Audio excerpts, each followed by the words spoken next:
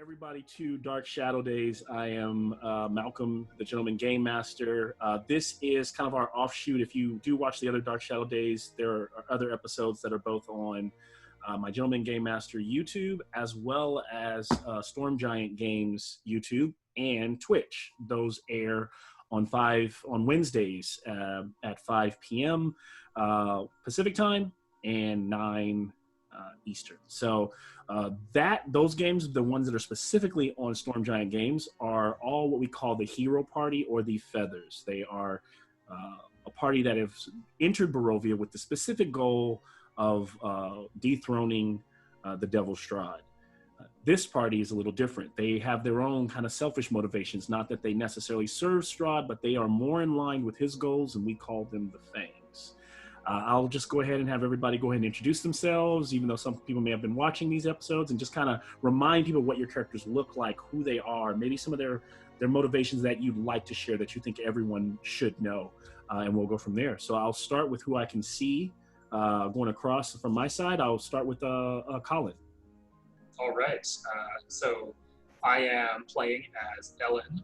He is a half-elf sorcerer, and so he's half-elf, so not super tall, but kind of skinny guy, pale. He has like kind of long, flowing black hair. Since he's a storm sorcerer, I kind of imagine him as probably often having his hair kind of blowing around. Yeah. But, I don't know.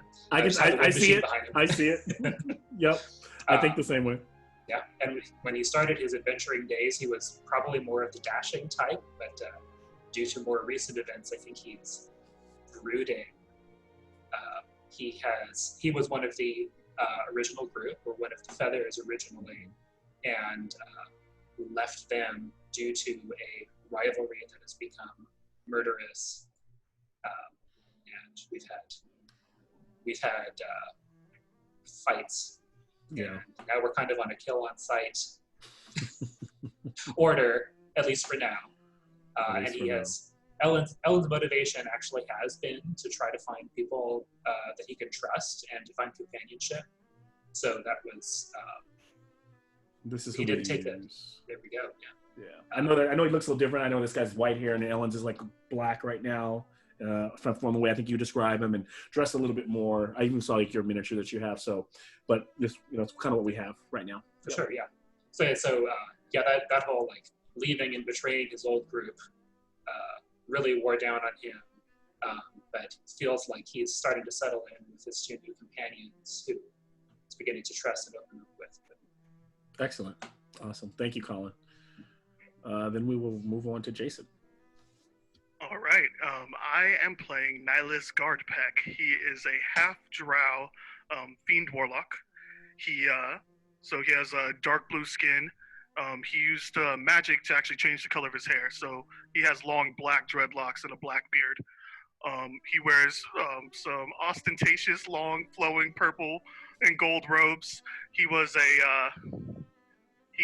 a magical merchant cover when he's back in the material plane. So he's usually very ostentatious, very gaudy. He has a cloak of billowing, which he'll randomly activate just when there's no wind, just to make himself look cooler. And a bunch of magic items that aren't going to help him fight, but just the whole purpose is to make him look cool. Here, he's lost a little bit of his edge because everything's trying to kill him, and he can't just charisma his way out of situations. So, and also his patron sent him here, but never actually told him what he's looking for. And it seems like everyone here he meets is trying to kill him. So, yeah, he's trying to make his best. He's a survivor. He doesn't mind killing in order to live, but he's trying to work with Ellen. Ellen's the first person he's ever met that's been a true friend that hasn't been forced. So Ellen's changing his heart a little bit. Hopefully we'll see where that goes. Awesome. Last but not least, Shay. All right, I'm playing Ira Kusuo. She is a Kalishtar cleric of life. Essentially, she's a character that kind of just wound up in this place. Her whole backstory is she's a character really built around she'll do whatever it takes to achieve her goal and use whoever she may to achieve her end. Fangs, which is essentially reviving her dead friend. She's tall, 6 foot, long pink hair, light pink, chainmail, and yeah, her whole motivation for being here at this point, she's just kind of tagging along, not really caring at the moment. It's a, yeah, I'd say she's really here to just get what she wants, and then she's out of here. Got it. Awesome. I'd like you to think more about as you continue to play her. I know we know what you want right now, and I know that a lot of times when you talk about Ida, you say she's kind of like just tagging along. She's not really bought in yet, right? And I want to know, just not now. I just want you to think about it, right? Start like figuring out what it is. Maybe even trying to figure it out. Thinking more like the character, because if this group isn't getting her closer to what she wants, how can they, and what can she start to do to get that? Because I think we've got to, I want to continue to learn and know more about her. So I imagine at some point she has to be thoroughly bought in, right, to this group. So just keep thinking about that. But very cool. Ida has been very, very helpful to this group, especially providing the type of magic and spell assistance from a support level that they need. And she's freaking hard to hit, and always for some reason hits high numbers when doing survival checks and investigating. So good stuff. That is our party. One thing I really like about this party too is, unlike that you don't get with the feathers, is that the Fangs have a flamboyancy that is quite awesome, like the billowing of Ellen's hair and the billowing cape, and you just feel like when they show up, everything turns into slow motion, right? Like you can always just see them walking together into a town. Yeah, that's awesome. So good stuff. Well, when we last left off on our episode, if you are watching the last one, you can find that episode on the Gentleman Game Master. But it was a pretty downer, as the party was taking wine after just thoroughly almost vanquishing their foes, but really TPKing the last party, taking this wine from the Wizard Winery that is now destroyed, taking it back to Vallaki, to the Martikovs, who have the blue water in there, with the goal of finding out where they are and maybe finishing the Martikovs off, is what I would think. But the Martikovs were not there.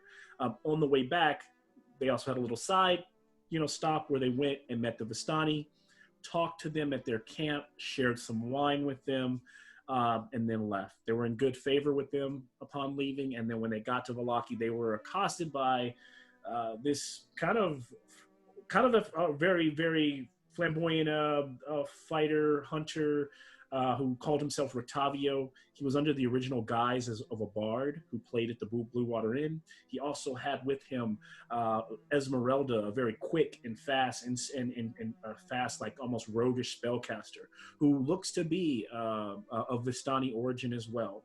The two seem to be a duo, and both escaped on horse-drawn carriages.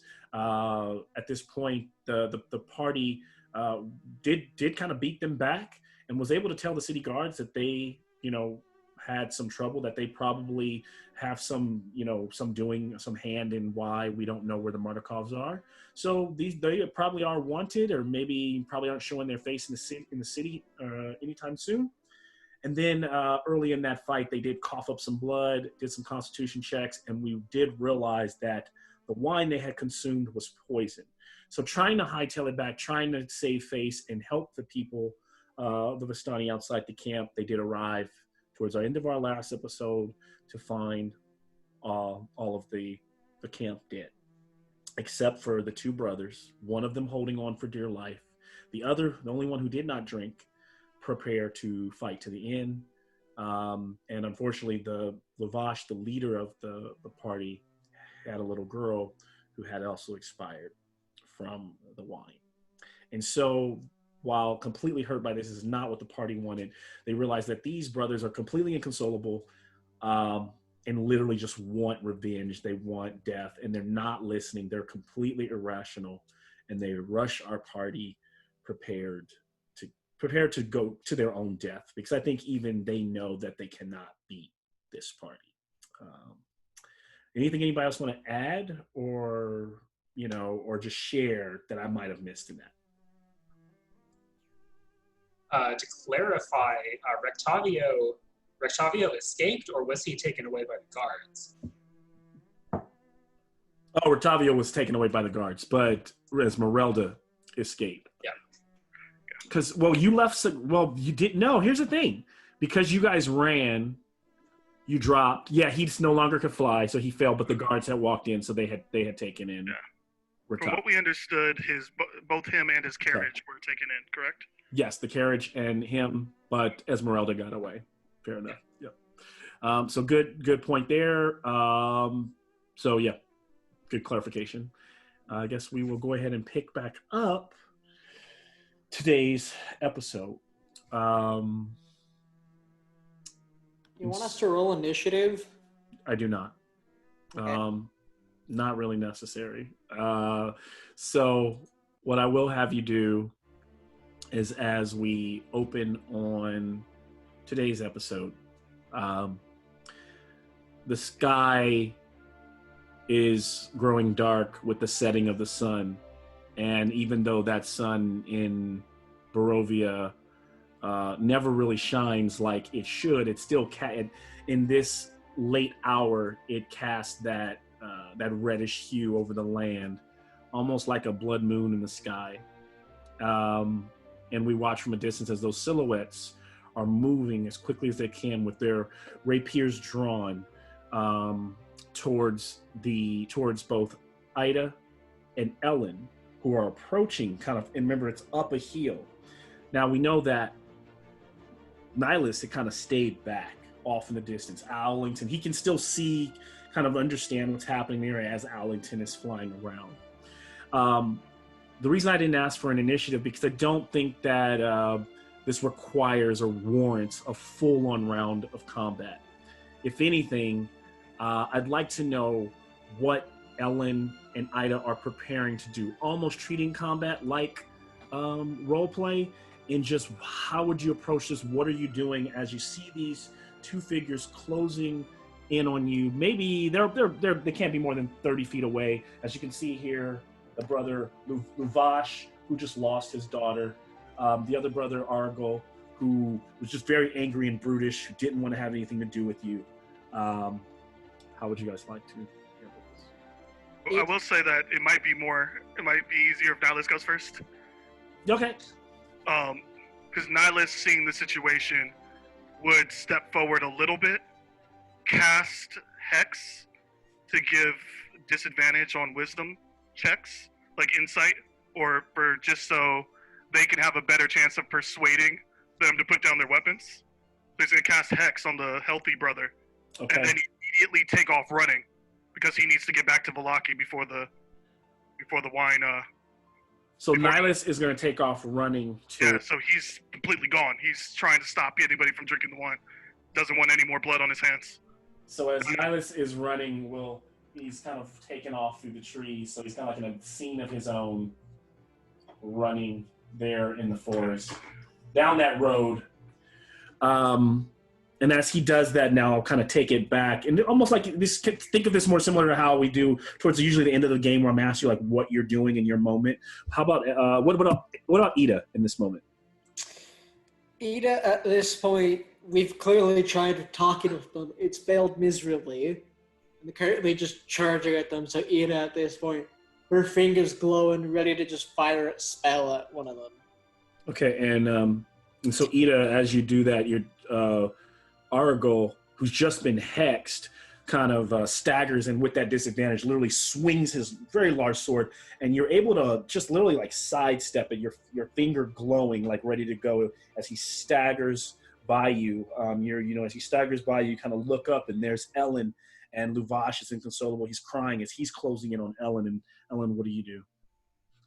And Ellen has a pained look, and it's just going to say, if you want to throw your lives away, I'm going to give you a worthy death. And he's going to come in and get ready to go hand-to-hand with Shocking Grasp against these guys with swords. Nice. So as Luvash is closing in with that blade, can you give me your Shocking Grasp attack? Yeah.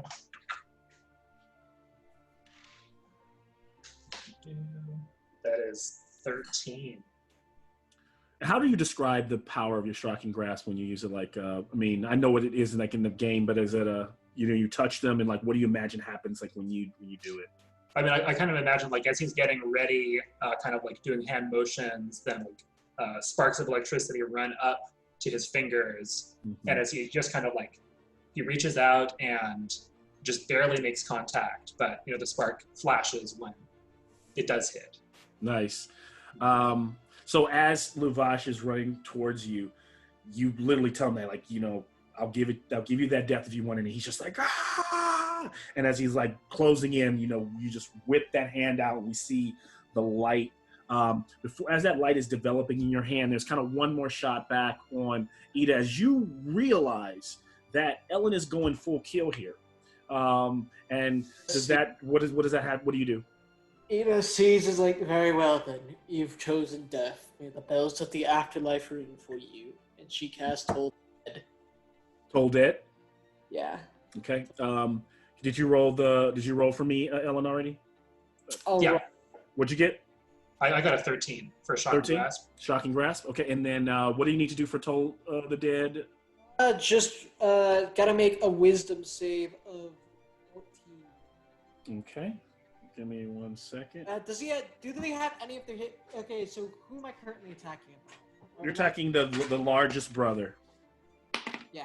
So any hit points missing? All right, brother only got a 6 on wisdom save, so not great. So go ahead. So what kind of damage is done? Necrotic. So question of curiosity, does he have any of his hit points missing? Probably not. They probably were in good standing. He also didn't drink any poison. The other brother, yes. The other brother for sure is on his last leg. The larger brother is probably whole, but I mean, he's a commoner. He doesn't necessarily look super strong. 8 necrotic. And so, tell me what the spell, from a standpoint of visually, help me see what the spell does. Sure, you can see it in range, and the sound of bells fills the air around it for a moment. Target succeed or take 2d8. I didn't need that. He takes necrotic. So he just hears bells. Again. So as these bells begin to ring in Argyl's mind, and he's like, "Stop, you witch!" He kind of swings again. He starts to like stagger, and his ears begin to kind of bleed. And at that moment, we watch, almost like if it was a screen, we watch that light kind of rush towards from Ellen's fingertips. Boom. And as everything goes white, it's kind of quiet momentarily. We hear the breath of Nylas running, and the footsteps of him constantly like running through those woods. And then he would feel the spell. He would feel his spell return to him as Lukash takes his last breath, and he would just shake his head while he's running, say that fool, and just keep moving. And then he hears a voice while he's running. He goes, "Is there any need to rush like this? Can't we just walk, Nylas?" Nylas need to make a perception check, or yeah, give me an advantaged perception. is it hard to see the giant throne sitting somewhere in the forest? All right, that's a 18 plus nonsense. So yeah. So Nylas has heard this. It's weird because he's probably heard this voice almost like a whisper in his spirit. He's heard these commands, but this is the first time it's almost like hearing God's voice boom. It's like an audible voice. It's close. It's not just like somewhere deep in his spirit. It is Malkazid speaking. And then suddenly beside him as he's running, there's this shadowy figure kind of like in the bushes next to him, 10 feet tall and hunched, kind of running. And it pulls ahead of him and slides and then just stops and it's just kind of standing there before him. And as it kind of comes out of the shadow,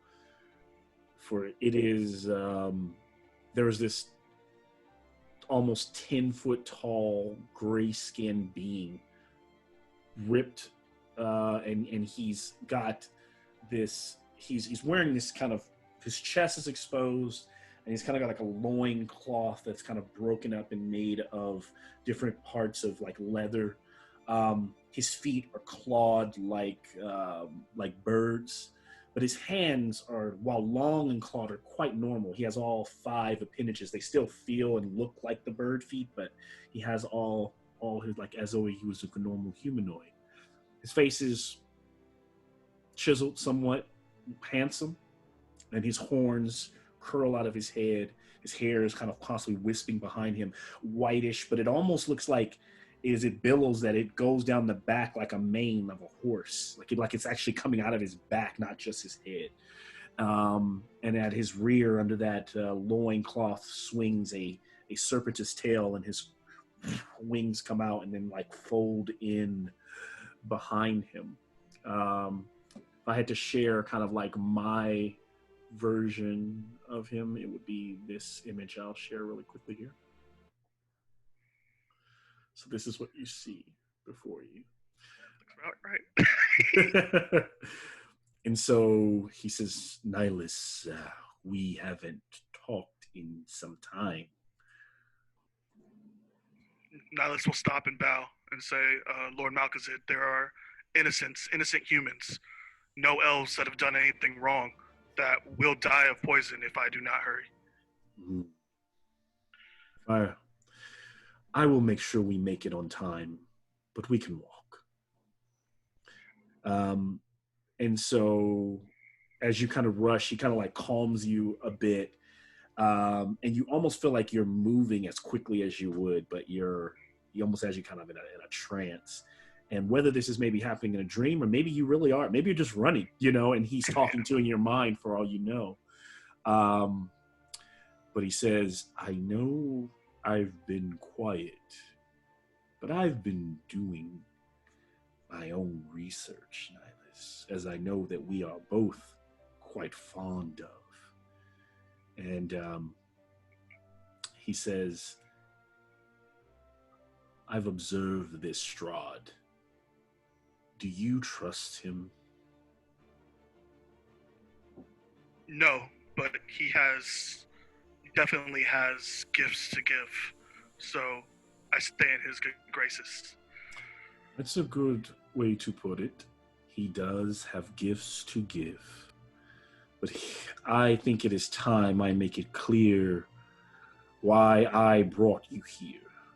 You see, we will continue to have talks, and there is more to it, but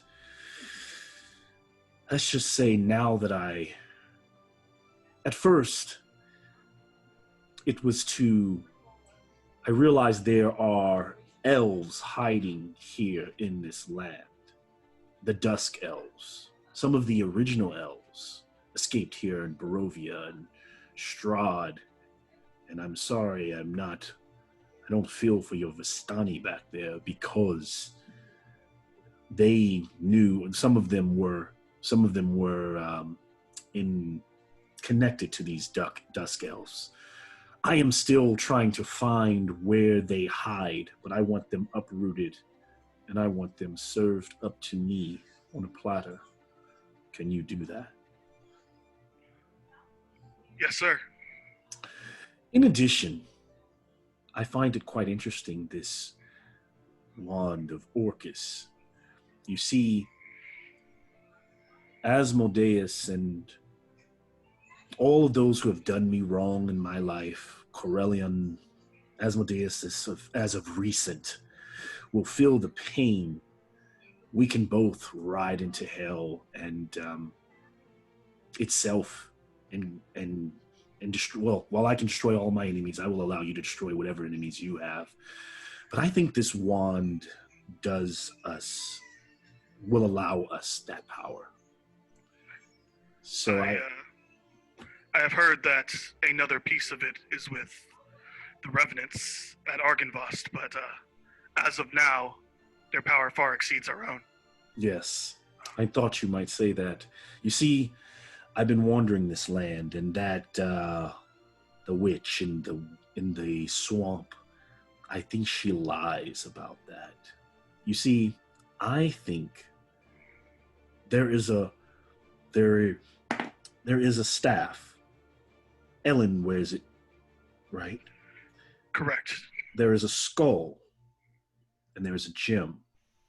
You see, I am drawn to a place called Tosolinka Pass, and it is south, almost through the Glaucus Mountains. There is where you will find, I believe, the gem. But the skull, while I have not completely located, I have watched the Lysaga. She flies around in a giant skull. And I think the skull is it. I am not sure you are all ready to take her on, but I do believe when the time is right, you will need to take that from her. I also must say, I believe that Strahd favors this Ellen. And do you trust him? Are you sure that when the staff comes together, he will be willing to give it to us?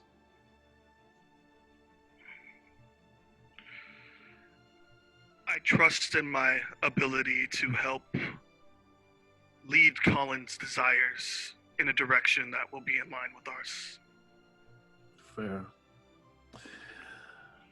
And the rest of the conversation, as we watch Nylas running, bearing close to, coming up over the ridge, and we can see Valaki, the rest of that conversation is off screen, which I will share with you later. As this is happening, we kind of go back to that shocking grasp as Ellen clips and catches Lavash kind of like as he moves by, catches him by the back of the throat. The shocking grasp blows through him as electricity like rolls off of his body. It is so powerful that it catches his clothes kind of on fire, and he flings Lavash kind of violently, not on purpose, just based on just the move, into one of the tents, and then they begin to go up in flames and like in a ring, because all of the camp is set up in a ring, one by one in flames. All the tents and the carriages, everything begins to go up. Some of the horses' reins snap from the fire, and they begin to kind of run off and disperse. And the ringing, as watching his brother burn, Argo is screaming at the top of his lungs, but because his ears are completely busted by the toll, by the ringing of the dead, he can hear nothing. And the last thing he feels is the necrotic energy destroying him as his body seizes up, his veins go black through his pale skin. The last thing he sees is Ada standing over him. We fade to black.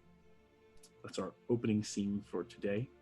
And we will go ahead and share our credits. So, give me one.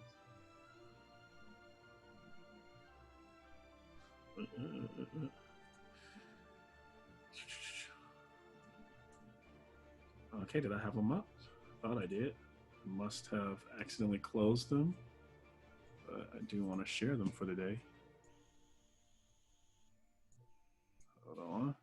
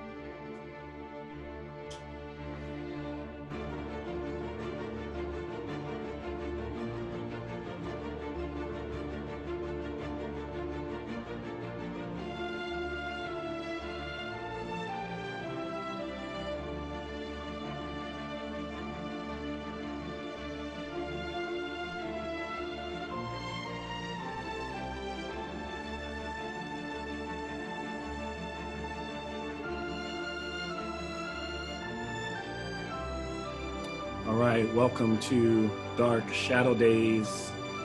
Today's episode is entitled, famously by your own Nylas, the kids are not all right, or aren't all right. So, as we come back to where we're at, as everything settles down, I'll pick up actually on Nylas. I imagine that if you guys move fast enough, Ellen and Ida might be able to, catch up and be right behind Nylas as he would enter the city, unless you guys have a different plan. So I'll go back to Ida and Ellen first to find out what you are all doing. We didn't plan for this. Fire spreads fast. Is it looking like? No, it looks like it kind of burns and starts to peter out. It just kind of destroy it. Everything's starting to burn out because it's kind of on a hill, so the fire doesn't catch the ground or roll off into the forest. It kind of peters away. You almost might think of it as it just felt like an extension of your power. Maybe it even an extension of the staff attached to your arm. But as it burns out, it is gone, and it's just kind of a flaming, smoldering camp. All right. Well, I will turn to Ida. Well, it's plausible that with the people dead here, a fire would spread. I think we ought to catch up with Nylas. Yes, I'm afraid you're right. However, I would like to see what interesting things they may have that can help me with my research.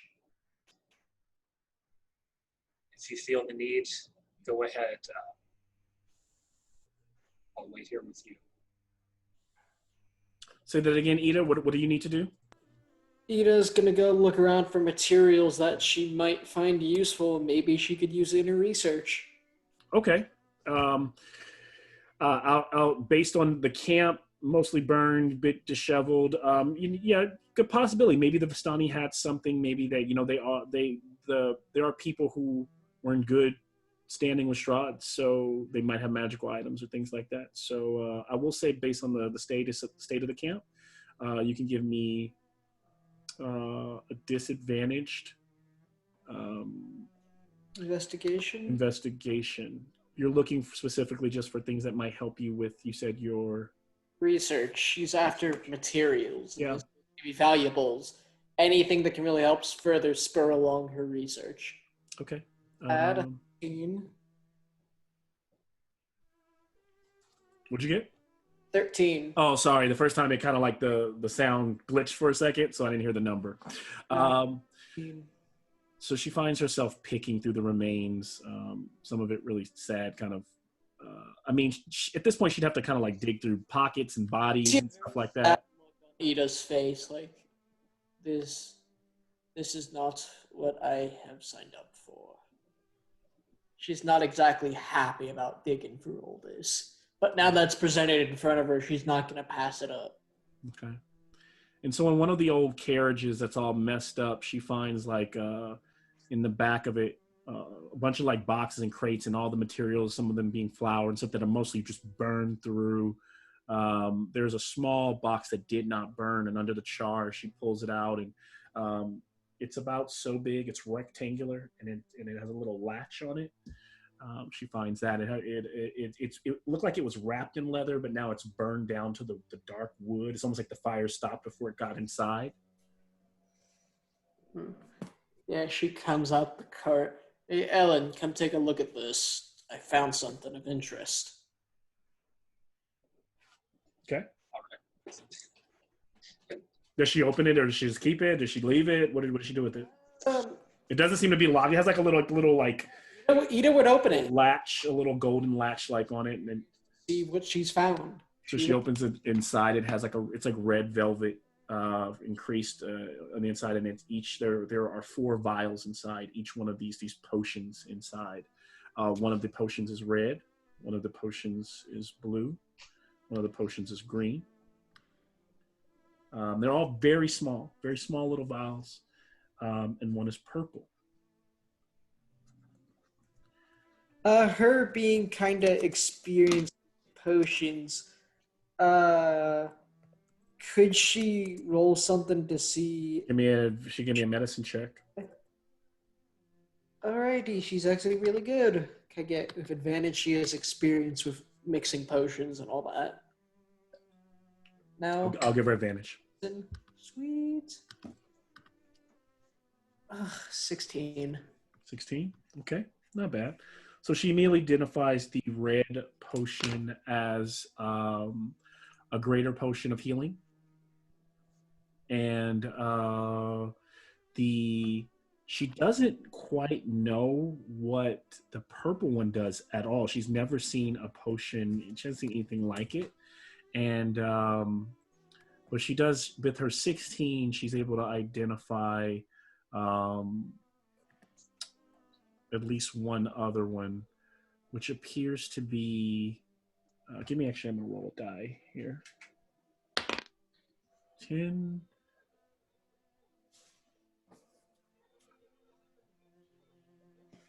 So it appears that one of the potions that she's looking at is a potion of strength. Would that be the green one or the blue one? We're gonna say it's the green one.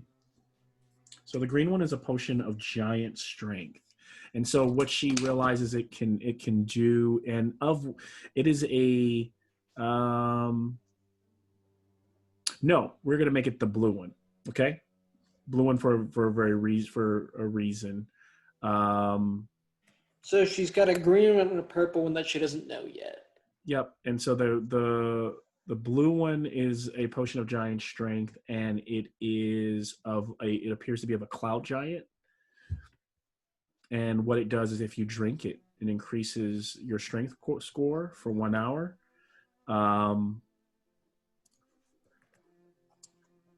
And it increases by the type of giant it is. So because it's a cloud giant, so your strength would increase by a cloud giant stat for 1 hour. Whoever drinks it. So we're looking at a strength increase of +8 for an hour. Wow. So while Ida has been doing this, I would have been trying to figure out if any of the wine is still left. Like if the Vistani drank it all, there would have been a lot of wine to drink. Yeah. Try to identify where it is, because I want to also minimize any more collateral damage. Yep. So you find go ahead. So I'm just saying, and I know that, I assume Nylas would have shared that he's able to purify food and drink. Mm-hmm. Yes, you were there when I found the spell, so you would know. Yeah.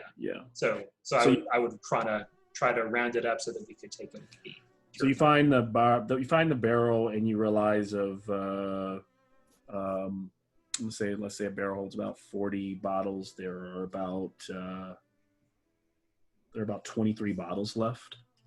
Some of them got smashed and destroyed in the burning in the fight and stuff like that. But there are some bottles now. The barrel that they were in is a big janky kind of messed up.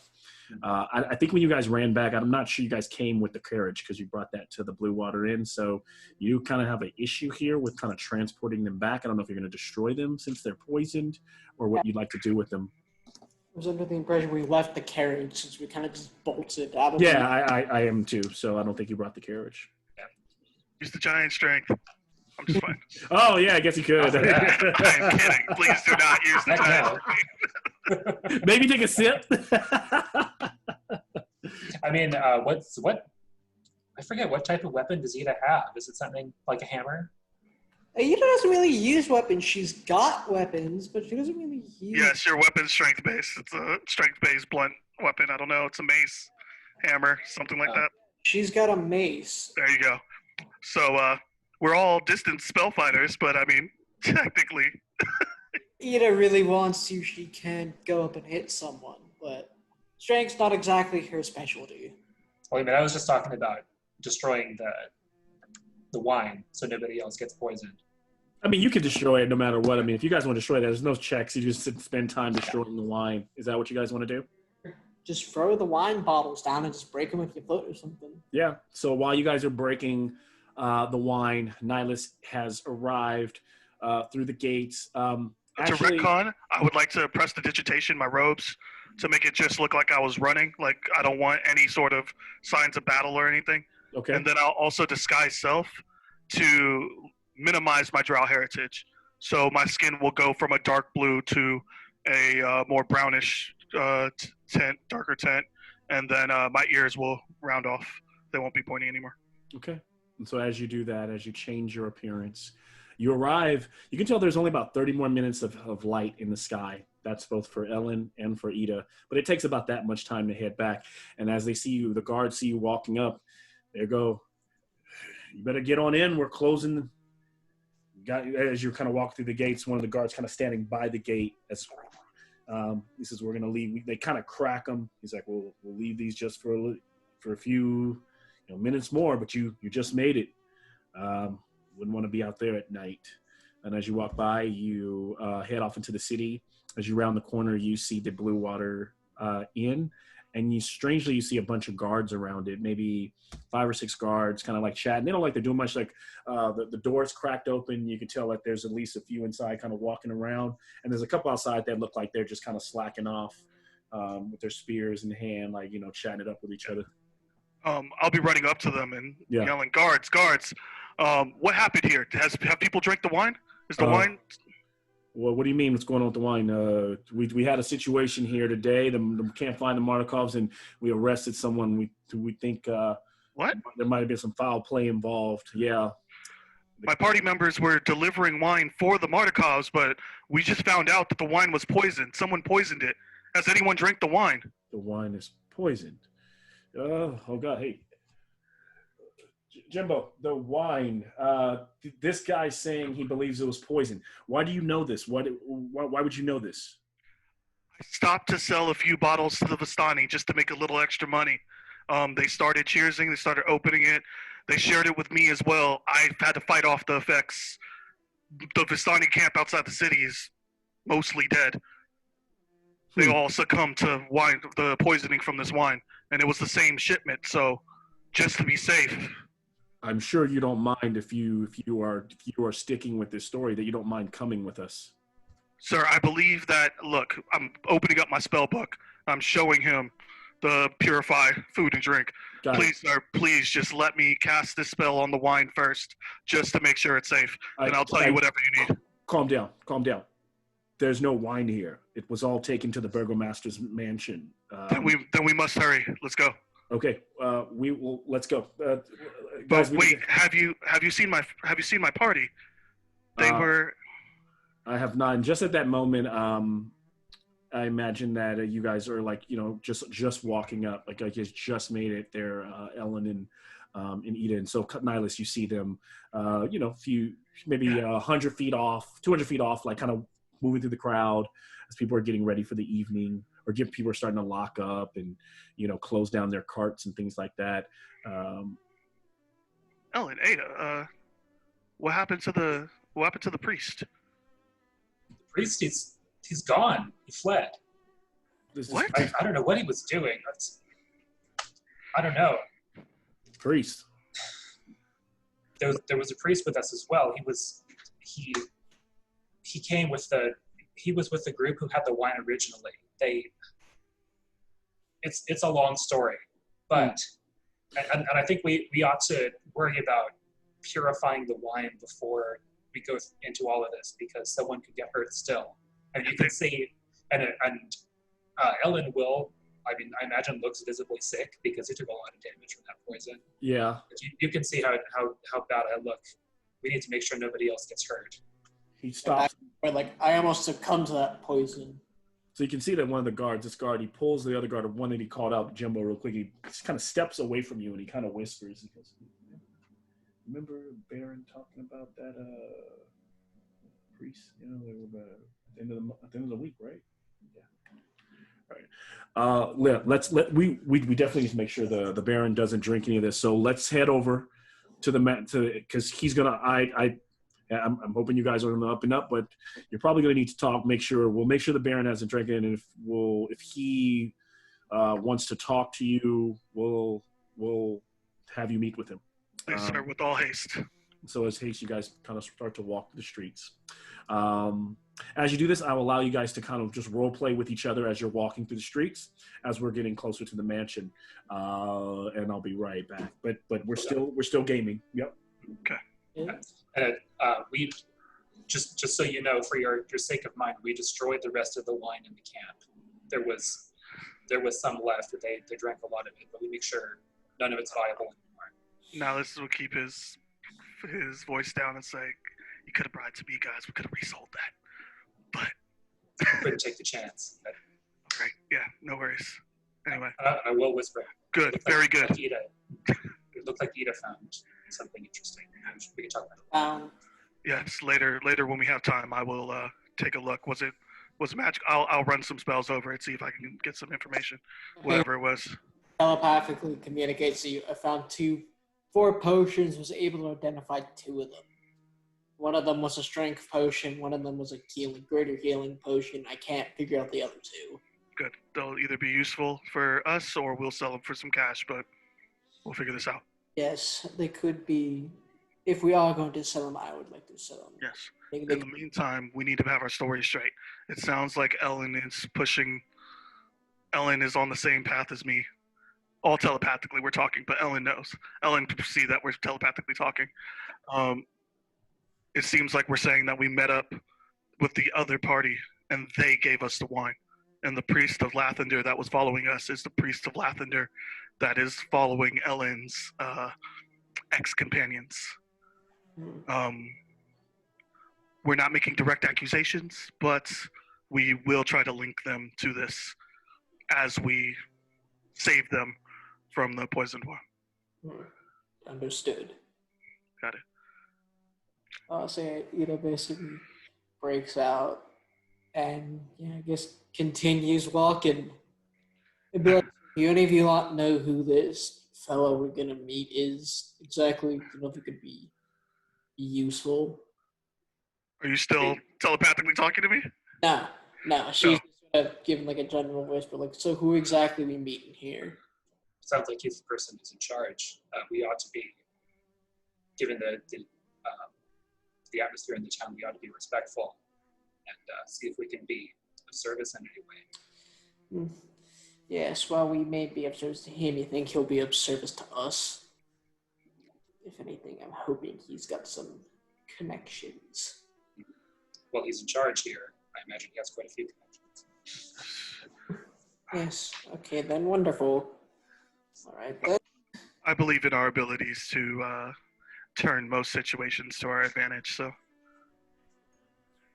All right, so as you can see on the tabletop screen, you guys are kind of arriving close to the Burgomeister's mansion. And as the guards kind of walk through the streets, you notice that as people, you're similar to what you've seen before in Wallachia, as they see the guards that will nod every now and then, somebody will go, all will be well. And guards will nod back. As the guard who's leading you approaches the front of this old mansion, but has been kind of kept up as much as possible. It is made of both stone and wood. The courtyard area, as you enter, you notice a bunch of like bales of like twigs, almost like hay, like twigs and that are wrapped. And you can tell that the people who are working in the courtyard, even into the night, starting to set up, are building this giant ball. And it's almost done. It's just like they're building a giant ball outside and kind of adding to it. And there's about 5 or 6 workers out there, mostly peasant commoners who live in the town. And then you're led up to these 2 front doors where the 2 guards there kind of like knock on the door, and then like a servant who's dressed very well, it walks out and says, "Oh," and then they kind of whisper back and forth. The door closes. There's some more waiting, and they come back, and then you're brought into the foyer. Now, as you're brought in, you notice that some of those bales of those twigs and stuff are also inside, but less of it. There's kind of like mostly like been brought. Most of it was originally like stored there in the foyer area, has been brought outside. So now you're standing here. This is Ida, Nylas, and Ellen with the two guards. This guard releases this guy who goes outside. So now you're standing with the one guard who you've been talking to this entire time. The servant kind of goes back and says, basically walks up to you and says, a lady. She says, the Burgomeister will be with you shortly. And we appreciate you bringing this, Captain. Do you guys want to wait in the parlor? He says, choose a room down here. Parlor, the dining area. Hey, sir, is there any way I can go directly to your cellars? I just want to make sure there's no accidents. I want to make sure the wine is safe. Real calm. No one is drinking wine right now. Jesus, just and then the kind of guard like gives Nylas a look, like, and so she says, just hang tight. And so she just leads you into this room here, which appears to just kind of be a parlor. Nylas, you can give me a quick perception check, and you can also add plus. I got 17, so whatever we want to add to it, 19. Okay. Yeah. So as she's leading you in, you kind of look over, and in the corner here, where some of that hay and stuff is behind her, you can see that there are like 3 barrels that have been delivered, and you can see the Blue Water, insignia on them, and then there's beside those, there's another, couple of barrels. So though they do appear to be the shipment, they're all closed up, but they're just kind of sitting stacked in the corner right there. As you are all taken in to this room. So as you're sitting and waiting, so the guard is like, so tell me, since we're waiting, more about this priest, if you don't mind. I mean, Ellen, maybe you would be better to speak on the priest. I wasn't there with you guys at the end, and it seems he ran. He ran, yes. So, I don't know, to start from the beginning, to just from the we encountered more recently. And then as you guys are kind of figuring out what to tell him, suddenly in walks this kind of older gentleman, maybe in his, early kind of 50s. He's got a bit of bald, so his hair kind of pulled back on the sides. He chin kind of jutting out, dressed very much in his fine wares and robes, rings on his fingers. And he goes, kind of looks at you all and says, kind of looks around, and then as the guard says, Baron, all will be well. And he kind of does a bow. The guard kind of looks to you all. I'll do a bow. And as you guys say the same, bow deeply. And the Baron says, it's fine. I was, and you can see as the door closes behind him, there's like a bigger, dude, kind of bald, darker skin, who's at a kind of a standing, kind of looking in the room, kind of like met eyes with Nylas for a quick second. He had his hand on a blade, and then this other, like a cloak over his shoulder, not revealing the other side of his body. And he kind of just watches as the door closes. So now it's just you and the one guard in the room. And the Baron kind of walks in and says, so what is this? I hear of poison. You're selling poison to my people? We sold. Not sold. No, sir. We were contracted to make a delivery for the martyr cause. They asked us to make a pickup. That's all we know. That's interesting. The martyr cause typically don't hire outside to deliver wine.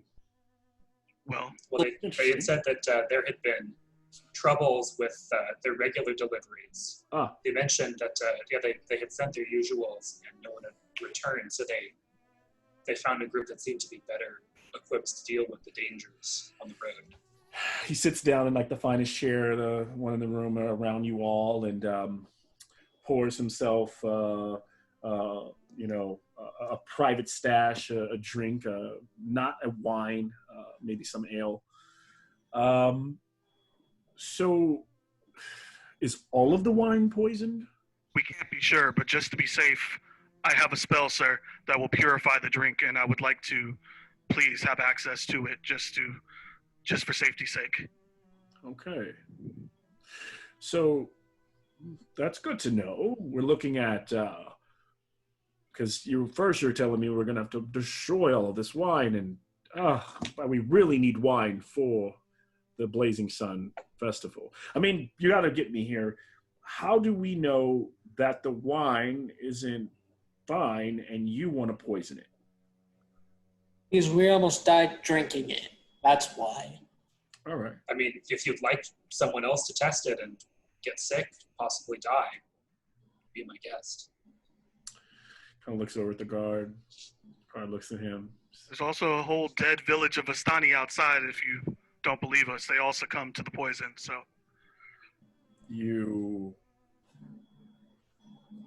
how did the Vistani get the wine? You sold the Vistani the wine? it's easier if we start from the beginning. Ellen? Yeah, so we were in the Mardikov's Inn. We were contracted to go to their winery and retrieve a shipment of wine and bring it here. We made our way there. We were out longer than we expected because we encountered trouble with trolls on the way. Captain, leave us. But sir, I don't know. I'll be fine. Leave us. Sorry. And the door. Continue. Yes. And so we took longer than we expected. But then before we were able to make it to the winery, we met another party of people who had the shipment of wine, and more than we expected.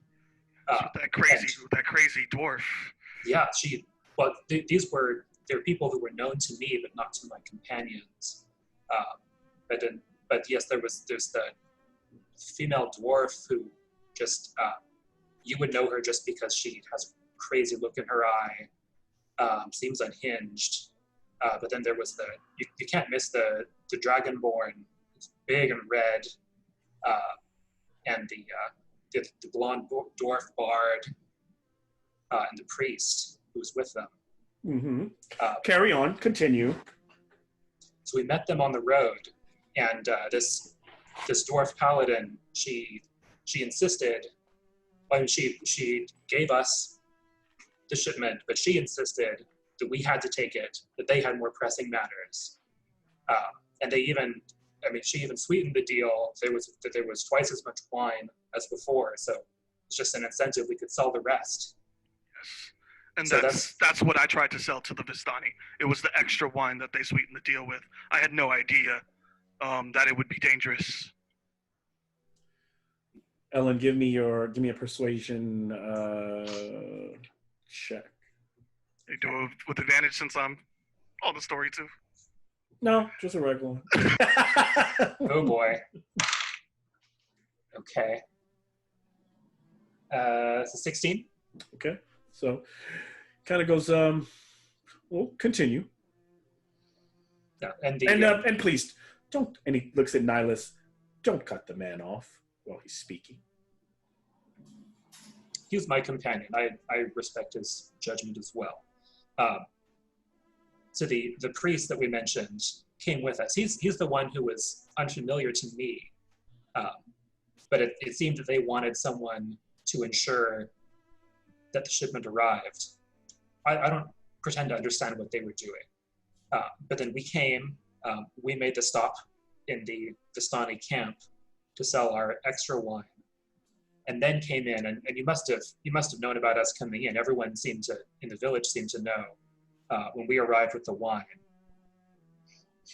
And we came to make our delivery to the Mardikovs, but the Mardikovs weren't there. They've abandoned their tavern, apparently. And when we arrived there, there was someone inside who attacked us. Starts to smoke his pipe. Is that the men I take it the assailant we jailed today? Yes. I imagine he is, yes. I'm thinking, I do not appreciate that scoundrel. Anyone who would be willing to hurt the Mardikovs and take away, frankly, the city's source of, well, we will always be well, but we're always more well with wine. And so I plan to humiliate him on the day of the blazing sun, yeah, if I may. He says, but so I'm familiar with this. You say this red-headed dwarf and the dragon. Yeah, I didn't like the smell. Nor did I quite care for him walking in with such indignation, wearing these these metallic chain clasps to his chest like some. It was quite disturbing. His We ways have are a different. class here in our town of Valaki, and I don't know what savage nation he comes from, but I did not I did not like it. But who else was it? So you say the Dragonborn, and who else? Maybe I'm sorry if I missed. Because the Dragonborn, there was the bard who has the strange instrument. He would stand out as well, I think. He stand out, yes. Shorter, blonde-haired fellow. That's right. Yes. Yeah, they. I can't say that they rubbed me the right way. The one I hated the most was the priest. He just looked at me with a certain contempt. I was glad that they left, but I was open to. They did. Interestingly enough, I was quite excited for us to be working with them to do a presentation on the day of the blazing sun in just 2 days from now. So, we're going to look into this. While I cannot, you're just giving me hearsay. You understand that we must do our own private investigation. But I'd like to tell It's you, your prerogative. as we look into this and trust that you are who you say you are, I can't help but say between us that not quite sad about the Vistani. Quite scoundrels of people, if you ask me.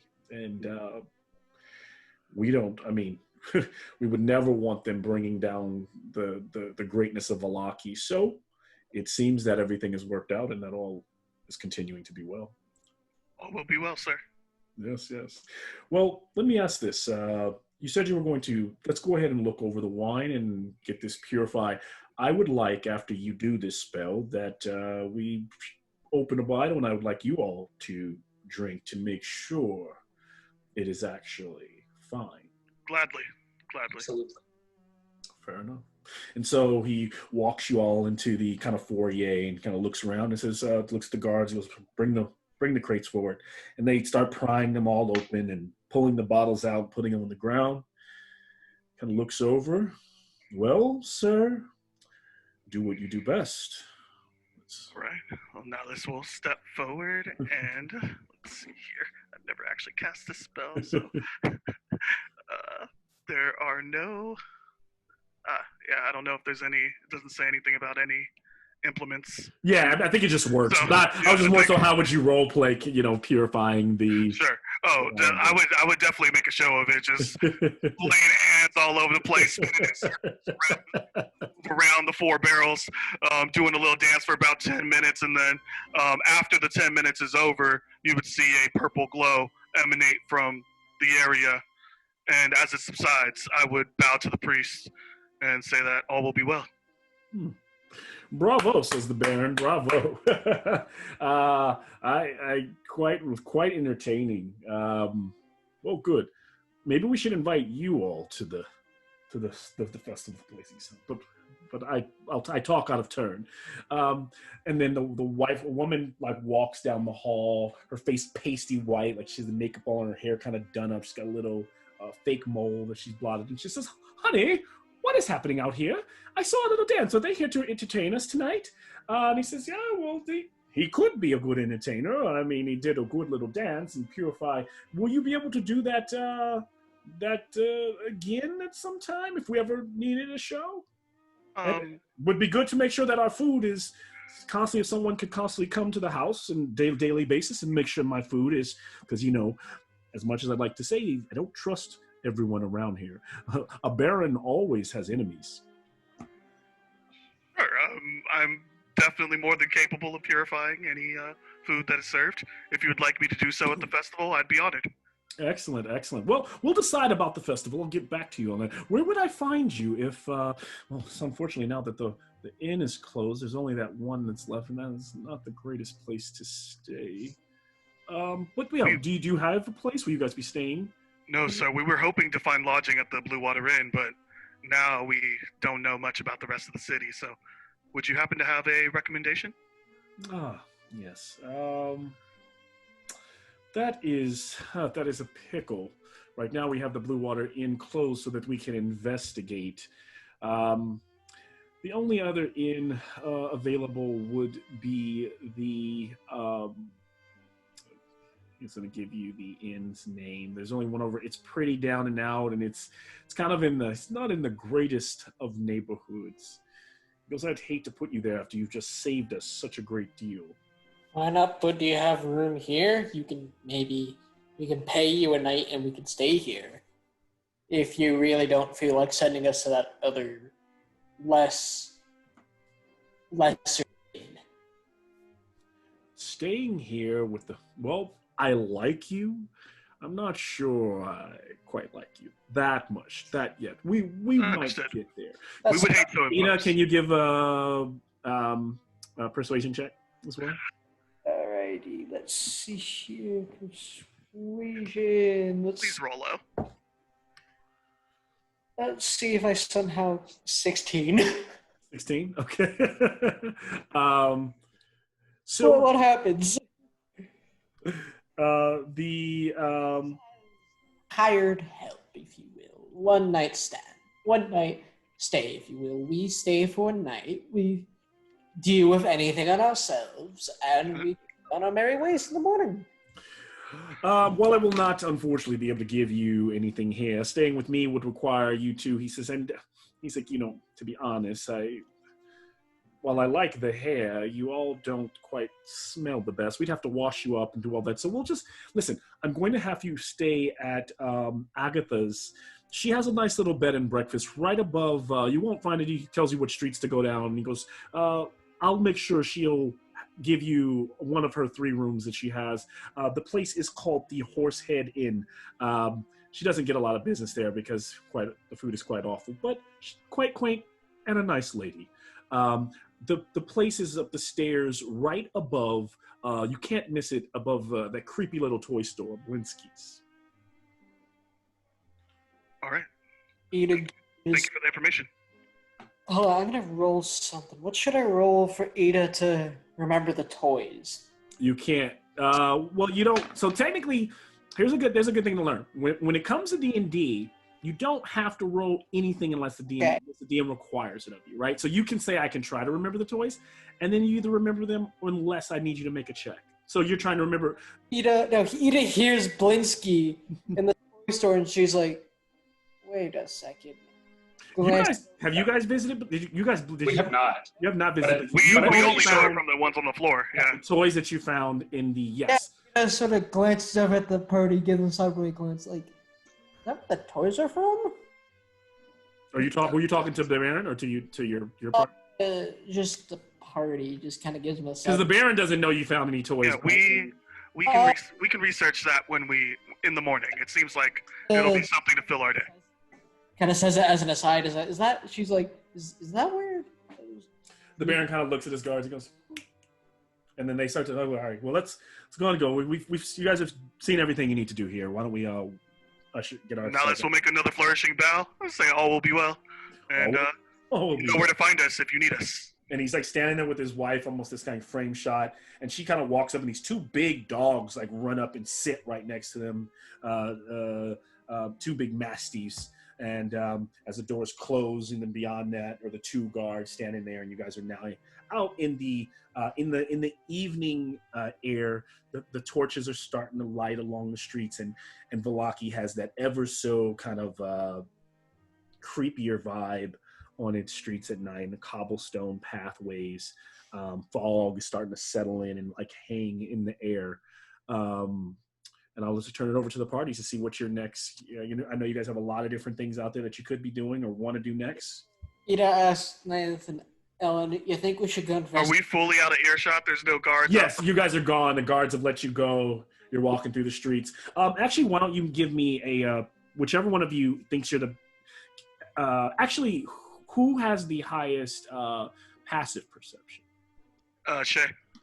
Ada. I've got 13. Okay, so 13, and then then Shay, give me a perception check. Alrighty, be good. Be good. Oh, 10. Okay, so yeah, you seem to be out of earshot of everyone. Seems to be good.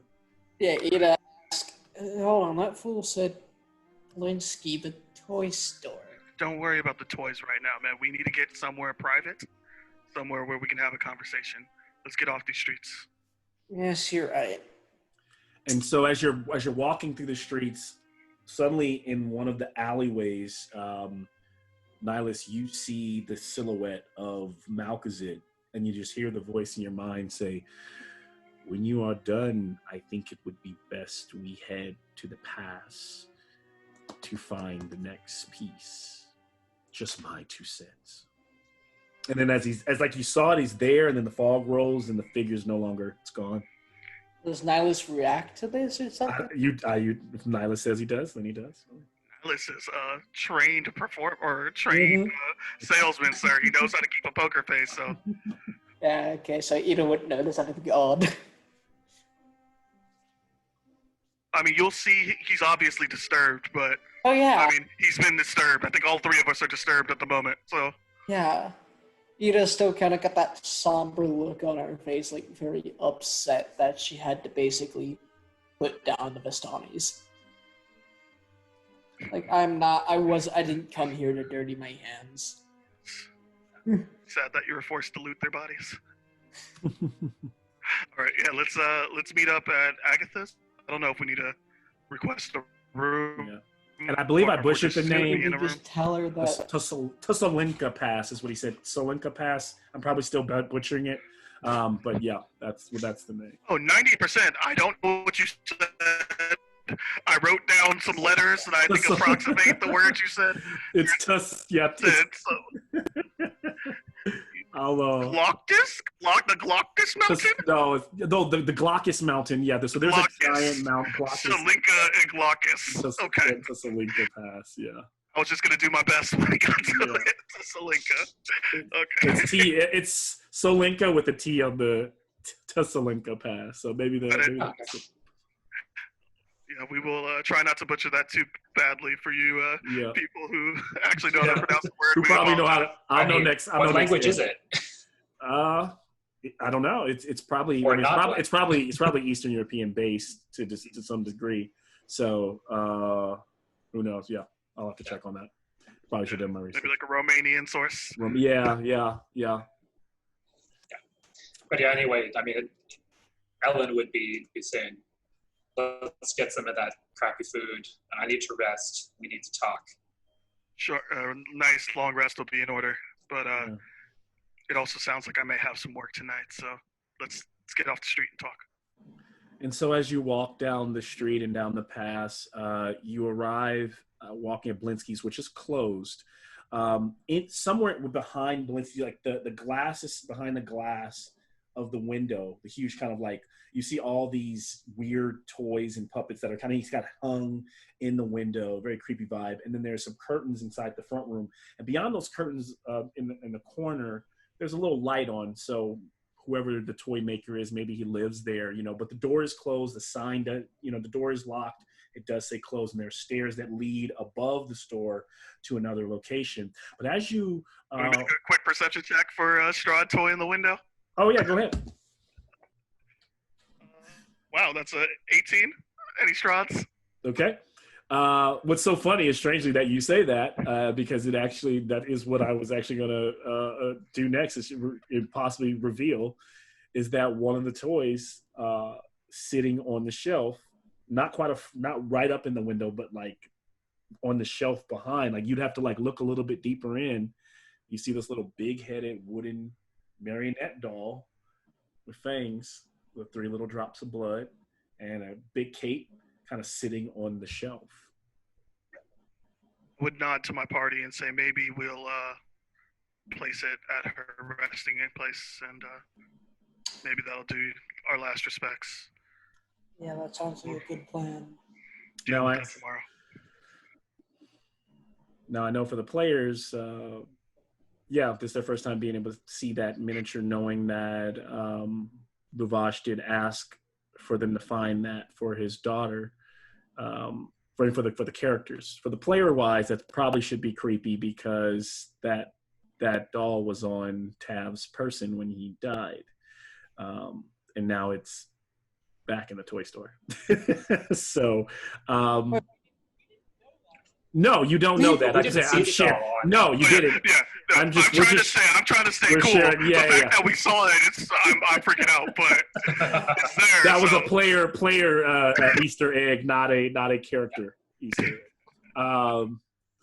So you guys end up going upstairs and kind of fast forward stuff along. You end up meeting Agatha, and she kind of like reminds you of like a little witch lady with white hair. It's a bit frazzled. She's kind of hunched over, but she's very nice. She serves you guys a cup of tea, and gets you guys all ready for bed. And you guys, or once you're there and you're in your room, you're able to kind of relax. Paid her a few silver pieces or whatever it was for the night and the next day, if you're even going to stay the next day or just for the night. And then we can kind of either, if there's more for you guys to do tonight, otherwise we will kind of move on with time. Colin, I think we finally need to sit down and have a talk as a group. Yeah. Ida, I think we need to go sleep tonight, but I think we need to talk. Nylas would ask Ida and Ellen to move around the furniture so that he can put the tiny hut up against the door so that it can't open. There's a shot of Agatha. She's walking down the hall. She just hears all the furniture going be moved. She's like, and she kind of like walks on down the hall. So Nylas is going to cast his tiny hut. Purple striated with gold dome is going to pop up in the middle of the room, but it'll make it to where the door itself can't open up through it. I'm blocking the door. Or if it opens the other way, I guess for some odd reason. No, it opens. Yeah. Opens inward, so they wouldn't be able to get in. Okay, and it fills up most of the space in this little small room that she gave you guys. So it's like you can hardly get out, you guys yourself, unless you stop casting the spell. She's downstairs making some tea as the top of the ceiling. There's some of the beams kind of bend under the. I don't know if it even has weight, to be honest, but bends under the weight of this big dome that's sitting upstairs. I like the weight. That's funny. Yeah. That's canon now. But guys, I can't make our conversations private, but at the very least, no one should be able to intrude. So if we whisper, we should be fine. I am hesitant to say that I fully trust that we can follow Strahd blindly. Oh no, we can't follow him blindly. We do need to be careful. Has just been nothing more than leading us on a wild goose chase, place to place. I agree. I do not like us I do not like us having to keep getting ordered around. Sure. But we do need to at least keep up the pretense of doing what he's telling us. That's my feeling. I don't know where you guys stand. I will say that killing that little girl was not a part of my plans. I don't think it was for any of us. Like to avoid any such actions like that in the future. You say that now. That's just Malkazid talking to you. Shut up. Chill. I got you. Talking here. We need to make sure that the evidence points towards this priest. The priest needs to be solidified. I know people probably saw him running through the streets with you. I can also spread word that the priest was seen doing things. I have the ability to disguise myself, and I like this. Something that I've forgotten for too long is that my experience as a pirate, so much depends on reputation. I mean, in that life, we actually had to fight surprisingly little. It's all about making it easy to give up, making you want to take the path that I want you to take. And once you establish that reputation, so we need to tarnish their reputation. yes. Those who were against us. So the Priest of Lathander, having them be involved, having them be seen is definitely something we need to say. Does anybody else have anything that they'd like me to spread while I'm doing that? Isn't a thing I would I think that involving, just because it tracks so well, involving Eldith in this, because I know she would run her mouth, and I know she would act crazy to others, that it'd be so easy to ensnare her in that. It may be worth our while to remind the townsfolk that the last time they saw a traveling Priest of Lathander was in the presence of a Dragonborn and a couple of dwarves. Maybe They make it easy to be remembered. We do too, but yeah, maybe we can get some things to stick in the minds of the people. Yeah, I think that'll be a solid start. So I will get started on that as soon as possible. GM, did we get the sense that people would be out at night at all, like inside the city walls, or are people scared and just huddled? Put it this way, there are all types of people, so there's probably if 100% of people go outside, there's probably like a good 18-20% of people that come out at night. And they're a little bit, most of those people, the people that kind of they're kind of with the shits, with the riffraff. They might be the gamblers, those people out looking for late night, looking for the men and the ladies of the night that might be standing around under the torchlight. So yeah, so there's a few people walking around. And I would assume that what happened at the Blue Water Inn is probably big news right now. People are talking. People are muttering around, and people are used to going there at night. They're used to being there right now, right, for their drinks. So there's actually more people out than usual, kind of standing under the torchlight, talking to each other, like, kind of like a bit frustrated that it's closed. Yeah. I would prefer not to spend a bunch of time role-playing it, because then it would just be me for the next hour. Mm-hmm. But I would like to go outside and just rile the people up a little bit. Say what happened to the Blue Water Inn, what happened to the Mardikovs. I heard a Priest of Lathander was involved. Do you guys remember a priest? Was that priest? Do you guys remember that dwarf and the Dragonborn that was with the priest, just dropping tidbits, disguised as different people in different groups, either trying to get the guards or trying to get the drunkards, or just disguised as if I fit in. You are going to need to give me a skill check. Yep. I'm going to need you to get to 2 successes before you get to. It's going to be pretty easy, but before you get to 3 failures. Can I use deception? You can also use deception. So here's the thing. Well, here's in parts. Yeah, I'll make it 2 of 3, and you can use persuasion. But once you use them, you have to use a different skill. So I need a persuasion and a deception. So and then if you need to make any more after you fail those, it would then go to just like kind of blind charisma checks. Yeah. So that's the same as my persuasion. So okay, we'll just go with. Yep. I'm a +3 to persuasion and blind charisma. I'm a +7 to deception. Oh, so shoot. whatever you want me to roll first, I'll roll. Okay, let's do your deception first. Let's kind of lead with that, since this entire thing is kind of blanketed under deception. Not as good as I hoped. It's an 18 total. Okay. And so walking around the streets, he's kind of doing his thing. We kind of watch almost from the window. Ellen, like, you watch him walk off. Nylas walk off into Ellen and Ida watch Nylas walk off into this into the streets, And as the night goes on, you find yourself shooting the shit with people on the corner, like playing cards. People like set up tables since there's nothing to do, kind of playing cards under the light. I'll lose a few coins, make people a little happier, whatever I have to do. So there's a success with those guys, and those guys start talking. They start talking to some ladies who are standing in the doorway of a place, and you kind of linger off, and then you end up on another street and another, and you find yourself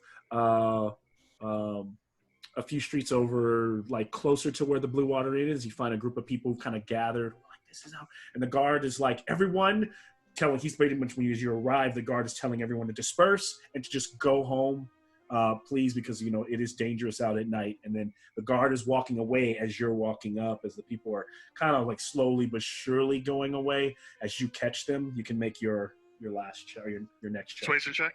Yeah. That is a 7 total.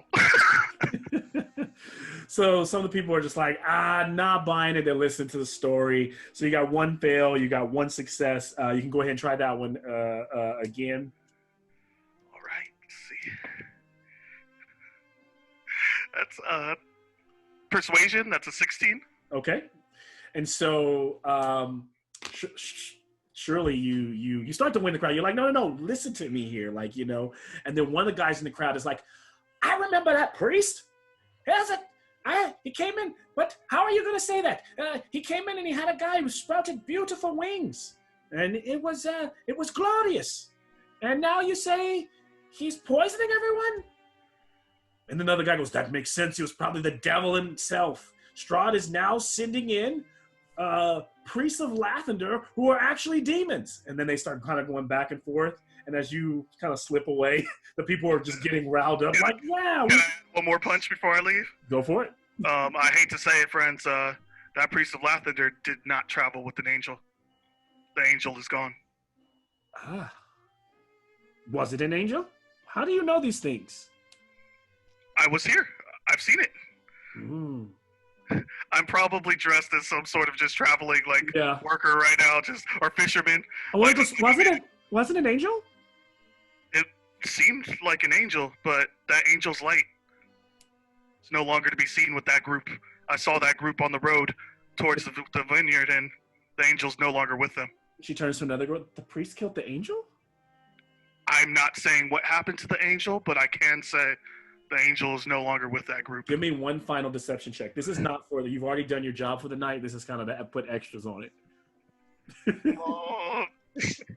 Come on. No whammies. Woo! That is a 26 total, sir. Okay. Not 19.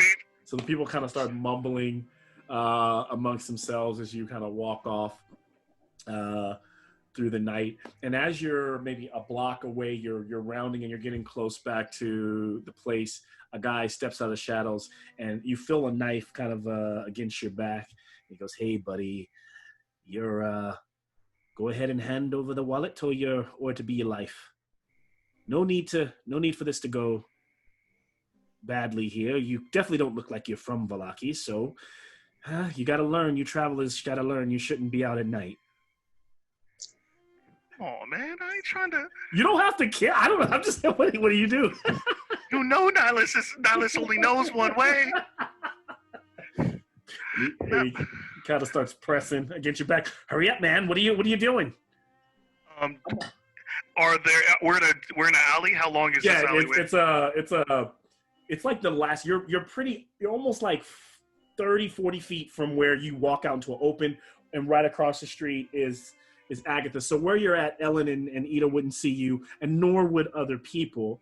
But how, what do you want to do here? I'm still dressed as someone else, or I'm still look like somebody else. Mm-hmm. I would say I'm feeling friendly tonight. You might want to look for an easier target, and I will cast Misty Step and just vanish from his sight. I'll and he just I'm going across the street into like an alley on the other side because that's yeah.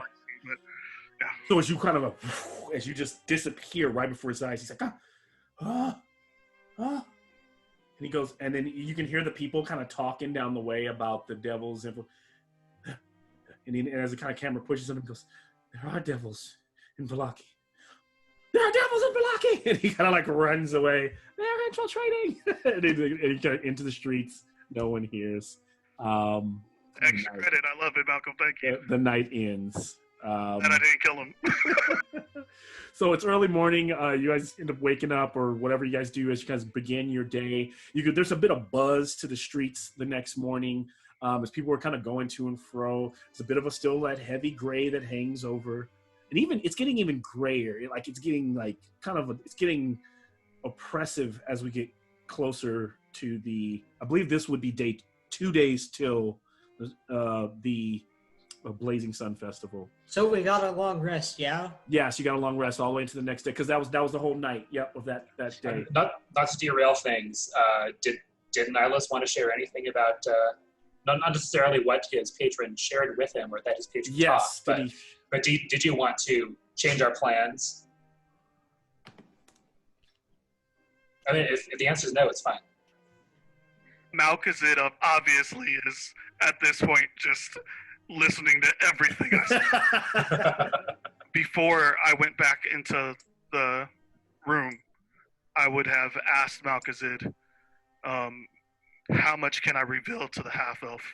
I believe if I open up, it'll be easier to manipulate him to our desires, to our ways, to our cause. I understand. I trust you, Nylas. Share what you wish. Okay.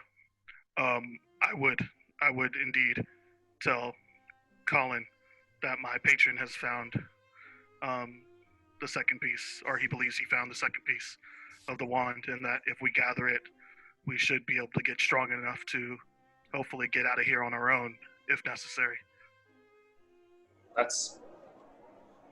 Apparently the Babala Saga was lying to us. Either way, I'd be happy not to go into the Argynvost. But I'm disappointed at Lasaga, but not surprised. But this is good news. It means that we might finish this earlier even than we thought. Yes. I would almost like to move before we get any more orders, but I will leave. Right. It seemed like the Baron was enamored of you. I do not want. Yes, apparently he finds me entertaining, but yes, I would like to, I'd like to make moves as soon as possible, but I don't want to stop you guys from doing what you want to do. Again, this is a place where we need to be able to trust each other, so if you have any reservations, let me know. If you have something you want to do in the city, let me know. I will say that I may have done a little extra work last night, and I think the feathers won't have the warmest reception next time they show up to Vallaki, but we shall see. That's still in the room. Yeah. Or you just on all I'm sorry, Mal. Is it okay that we call them the feathers in slang? That's fine. Yeah. Okay. Yeah. So, what did you say? Because I missed some of it. Is Ida in the room with you guys as well, or? Yeah, I mean it's a little room, like. Okay, just checking. So Ida's like, well, I am curious about that toy store. Yeah, we're definitely buying that Strahd toy on the way out. We should pay our respects. Those people did nothing wrong. Well, I think they gave me this ring. Might have been fake, but I can make it work, so we'll forgive them for that. Also, wouldn't mind finding some sort of alchemist or something to help identify these potions we have. Oh, I can take some time. Malcolm, there are magic potions, correct? Yes. Yeah, I'm just gonna run through them, sit down, take 20 minutes, ritual cast, detect, identify. Okay. For the other two potions. Okay. I will give those to you momentarily. While we do that, okay, and so we're heading to Blinsky's. Sounds like we're going downstairs. We're definitely that's something we're doing for sure before we leave. So if that's what you want to do, and then leave, that's up to you guys. Or if you want to do that and hang around, wait for the Barons. And when you guys say leave, where are we headed when we leave? That's what I'd like. Toward, To the towards the, pass. yeah. To the My man pass. Malkazid is out here hanging out on street corners, acting hella creepy. Like apparently he wants me to go to the pass. So Well, That's and to kind of explain motivations, like so much of my reservation has been, it seems like Strahd is jerking us around and only giving us as much information as he wants. yes, We have a clear path towards a goal now. Mm-hmm. I want to do it yes. because I don't want to be in Barovia any longer than I have to. Okay. And I think it seems like Ida feels the same way. Like you don't really want to be here.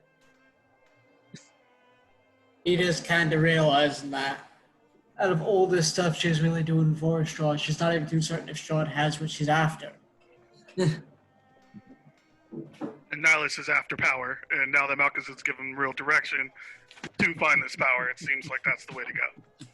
And I'm assuming that I'm at least giving off the impression that I think you guys are companions that are helping me on my quest. And as long as that's true, you guys have nothing to worry about with me at the very least. And you've been invaluable. I'm hoping that Ellen would even consider me a friend at this point, but Nylas would never say that out loud. It's getting there.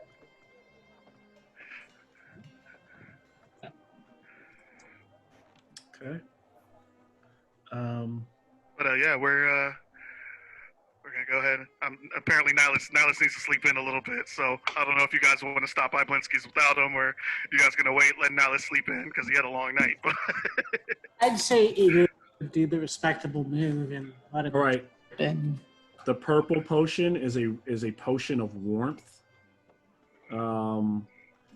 That delivers a level of warmth and protection depending on how much of his drink. If one person drinks it or the entire party drinks it, its effects might be diminished if it's being shared versus being used altogether.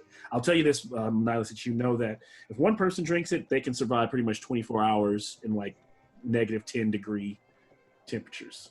The blue potion is. Well, that was the strength potion, right? That was a strength potion, Flat and then so the green one was the green one's the only one I need to. So the green one is a Well, the green and the purple, right? Because the red Purple, and Just said the purple. oh, purple. the purple was the warmth. Yeah. Yeah. Or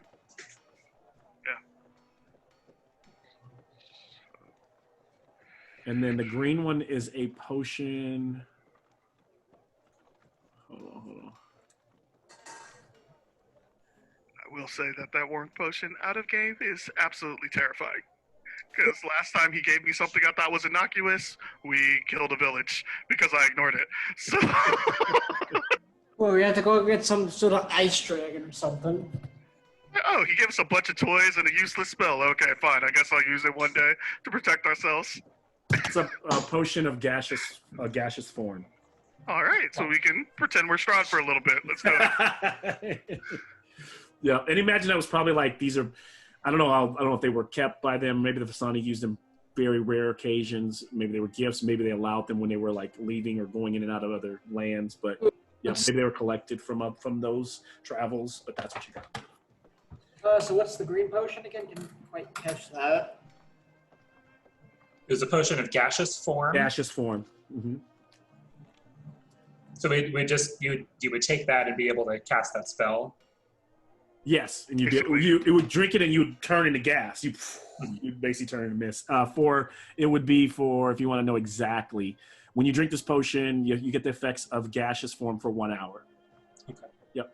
Tell you and gaseous form is essentially transform a willing creature touched along wearing into a cloud. Spell ends when the creature drops to 0 or the incorporeal creature isn't affected. So you can move through walls and all that good stuff. That Like you could go through a keyhole. Yep, Yeah. all that stuff. I think it gives you resistance to damage while you're in cloud form too, but I'm not. I think so.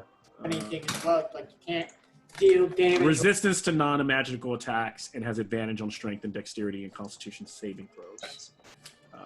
You can pass through small holes, narrow openings, even mere cracks, though it treats liquids as though they were solid surfaces.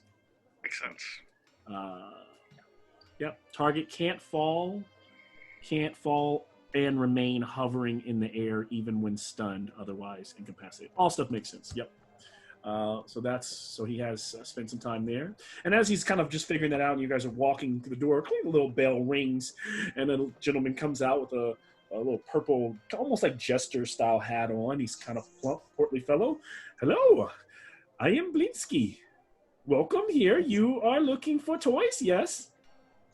It's good morning. We actually, it's the strangest thing. We have traveled around and we found toys with your trademark far and wide. You must have been making toys for a long time, right? I have. I've been doing it for some time, and my toys get around because all of the beautiful boys and little girls love Blinsky's toys. Speaking of little girls, we got a request from a little girl to give us a Strahd doll. Oh, a Strahd doll. Oh, too bad. I sold that just some days ago. That's odd. So, did we all notice the Strahd doll, or? I pointed it out to them through the window, so if I noticed it, then they also saw it. Okay. Yeah, well, that's odd. We saw last night that you still had some in stock. What? Is it still there? He goes, but where? It was. Yeah, do we still have the same angles? Can we kind of... No, yeah, you guys are in the place, so you don't see it on the shelf there. Oh, okay. Oh. That is now we're really oddest freaked thing out. that- Okay. It's, Well, you must have. Wait, you must have been saw mistaken. it? You saw it here last night? Points to where Nylas pointed out where the doll was. Like, yeah, we saw it over there. Yeah. And I'll use minor illusion to show him an image of the doll that we saw. Look Whoa, like this. that's an awesome trick. How do you do that? But that is the doll. That's Blinsky for sure. He turns it around and goes, "There's the tag." You must have saw another dog. It must have been the shadow. There's nothing here. It is the oddest thing. Yeah, it seemed so similar, but I don't see it now. Well, is there anything else any other thing that, doll you all don't look like you play with toys, but if you're looking for No, something... it's not exactly our A normal thing. friend's daughter of ours wanted a Strahd doll, so we came to get it for her. Oh, yeah. A young man bought it from me. He kind of reeked of wine. Even had some dried on his mouth. But he really liked the doll. Unfortunately, it's gone. I mean, I might have some old vampire ones that they're not really Strahd. Kind of. Just if you'd like me, I could go look in the back. Okay. Or is it you just wanted that particular? I don't know how you could have. Maybe you saw it before, but you just showed me the We've doll. never seen it before. So strange. Should I look for another one for you, or? Yes. Well, I mean, the request wasn't for that particular one. It was for any. Or was it? I'm sorry. it was, I mean, she asked for a Strahd doll, a doll that was of Strahd. But So, she didn't ask for that particular. Like, she hasn't been in Valaki No. looking for it. yeah, so if the other vampire dolls he has are of Strahd, they're just a little different. Oh, I've only made one of Strahd ever. I've Oh, never wow. made another. Huh, well, do you know where But we I can... have made other vampires and ghouls and other little creepy monsters. You know I'll where... just look for you. Yeah. Kind of goes behind the curtains, and as Ida was trying to talk to him, he's like, So you could. He goes, I can still hear you. Honestly, I think Nylas would just kick, swish, push, not Yeah. walk out of the room. There's nothing we're getting from this guy. And as What's- Nylas is walking out the door, the bell starts to jingle. He goes, "Ah!" And you see him he backs up, falls through the purple. Are you all right? Slams on the ground. He's like, "That's impossible! That's impossible!" And he kind of gets to his feet, and you see him pick up something and turn around, and there's the doll, and he's like, "I guess I was wrong." And he gets out. He's trying to figure out what he did. He's like, maybe I put it away this morning, but Ida sees this as quite wrong because dolls shouldn't be moving and seeing toys littered throughout this place. One Strahd doll. There you go. Do it, Arent. Can It's on the house. It's on the house. you do it, It Arent? sounds like This thing? Excuse me. Huh. Can I detect anything on this thing? You can't, Just bring it with us. I'll look at it later. So you grab the doll. He goes here. He gives you like a little velvet bag to put it in. He stuffs it in, and pulls the drawstring and clacks it on the table. And he's like, "Have fun." And yeah, that is strange. It sounds like all wouldn't happen to know or ever met Strahd, have you? Huh? Just a small girl with a wish. Well, it struck us as odd. Yes, I mean it sounds like there's a story with you as well. If you made so many toys and you've only ever made one of Strahd, Yeah, and it sounds like it's important to you. deal. Why not mass produce these Strahd dolls? because everyone doesn't ask for Strahd dolls, and it was inspired. It was a fun one to make. None of my dolls have ever come back to me, so I am giving it. It was already sold, so no need to try to make double the money. So who was this gentleman you sold it to? I don't remember his name. I told you he was kind of smelt like wine, skinny fellow. Hands were kind of callous and busted. Looked like he he was used to getting into, scuffles. The whole group that came in were, not far different from yourselves, but a little bit more scrappy. Looked like they had a lot of weapons on them. Group, you say? No. Who exactly were these? And he describes the group that you all come to know. Mm-hmm. Oh. He is like, oh. Yeah. Well, okay, well, thank you for that information, sir. No problem. It seems like you're a bit put out. I hate to leave you. I'll be fine. I just am a little. That was a little. Takes a lot to creep out old Blinsky. And yeah. It was creepy, like finding your toys scattered throughout the lands. Yeah, guess I'll have to make sure none of the others are moving. But yeah. All right, But so I'll be fine. I'll be. You know what? I because of the way you look. Pardon me if I ever just for asking, but there is a great. I won't give you a long, drawn out story, but my predecessor, the toy maker who I aspire to be, who I base most of my toys on. Long story, but he's long gone. But one of his toys, long story, is in Castle Ravenloft, and I would love.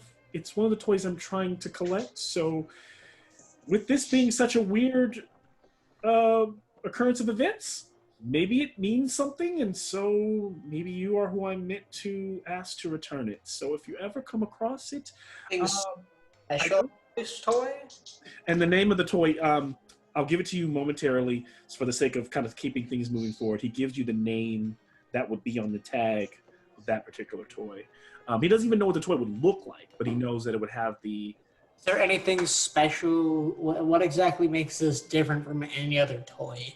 It's the toy of the toy maker who I've spent my entire life trying to live up to and trying to make awesome, beautiful work. It is a toy I would never sell. It's a toy that I would have wanted when I was but a boy, any of his toys.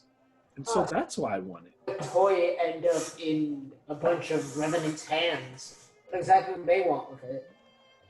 What, excuse me? Why exactly? Ravenloft, not Argentloft. It's in Ravenloft. It's in Ravenloft, not in Argentloft, yeah. And he doesn't know how, he just, there's like, just more of a legend, the tale that it's ended up there, and I believe it could be long ago. His family, his long line, worked in Ravenloft in another time. He did not, but his great grandfather and such. And so, some people believe that Strahd even collects his toys, or those that were left were taken to Ravenloft. Okay. If Strahd ever deems me worthy of being a dinner guest, I guess I'll ask him about it for you. Yeah. I honestly hear that some people, they say that sometimes if you go up there at the right time, the portcullis is just open and you can just walk around the halls. But of course, it's probably just an old wives' tale. I haven't ever met a person who actually said they'd done such and lived to tell the tale. Yeah, I would think I'll wait for a formal invitation if I... That seems kind of odd that a vampire like Strahd would just randomly leave his castle open for no apparent reason. And forgive me for pressing. The way you tell the story, it sounds as if we're strangers here. It sounds as if long ago times were happier here, and that normal people would just go to Ravenloft to work there. And people, instead of it being a forbidding castle, people would be welcome. That was very, very long ago. Some generations ago. But people are still happy. I think that Blinsky helps people be happy, and that the town of Vallaki is, we're all happy here because all is well. Forgive me, yes, I wasn't speaking of Vallaki in particular, but of the entire land. Yes, we've been through some hardships, but we persevere. And I understand Lord Strahd, he likes to keep to himself. So, yes, no one goes there. Many people prefer that he keeps to himself, and if he looking to see you, he will see you, and if you see him, you will probably see nothing else. That's what we hear. Well, I am not talking ill of Strahd. He can be, from what I hear, quite a gentleman. I'll just leave it at that. I don't exactly see why Strahd would care the opinion of one random, pardon me, but toy maker. I have the feeling he cares about many people's opinions. He's a showman, it sounds like. Yes. You, sir, have the right idea. But I can see we've put you out. We can leave you here. I thank you for your generosity and for your candor. You take care of yourself, please. Nylas, nice. And as Ellen kind of says his parting ways, Nylas is standing in the doorway with the door open, and in your mind, as they were having that conversation, Malkazid is just giving you like a play-by-play, like where you need to go in the land.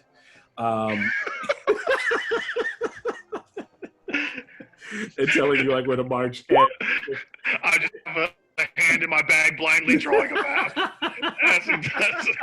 like in the horror movie, the kid just can't help, like his hand is just moving, making circles. But if you're looking on Roll20, of course, you guys all know we've talked about this place, but you would be heading down along if you. Okay, my Roll20 is acting fickle.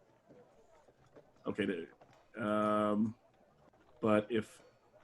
So you see, you could head around down through do Berez. God, why won't it stop moving? Okay, so if you see where I'm pointing, this is the location. By any chance, is there a road around Perez? There is a road around Perez. That Malkazid tells you could head out this way, like you're going back towards the winery, and then you start to cut down through this pass. But he says that either way, you have to. This road, especially though, will cross and curve. Starts to get up through a very cold mountain range, and so he tells you to prepare yourself with the right types of supplies. Would explain the warp potion. And that again. I was just saying that would explain the warp potion. We're gonna go. It's just metagaming. It's fine. Oh yes, possibly. That will come in probably. I'll talk about that later. But so yeah, because that's probably not for this journey. But if you are heading out, he's just saying just prepare for the cold. So I guess we'll ask. Before I leave, I guess I'll ask Blinsky. Do you know of any shops that sell weather to protect from the cold? Yes. He kind of points you. He says, "I don't think we have anyone here that makes anything that would keep." No one really travels into the mountains the only two gentlemen who normally would be fit for that kind of travel are the wolf hunters, who normally hang around the Blue Water Inn. But now that it's closed, I'm not sure. You'd probably have to look around for them somewhere in the city.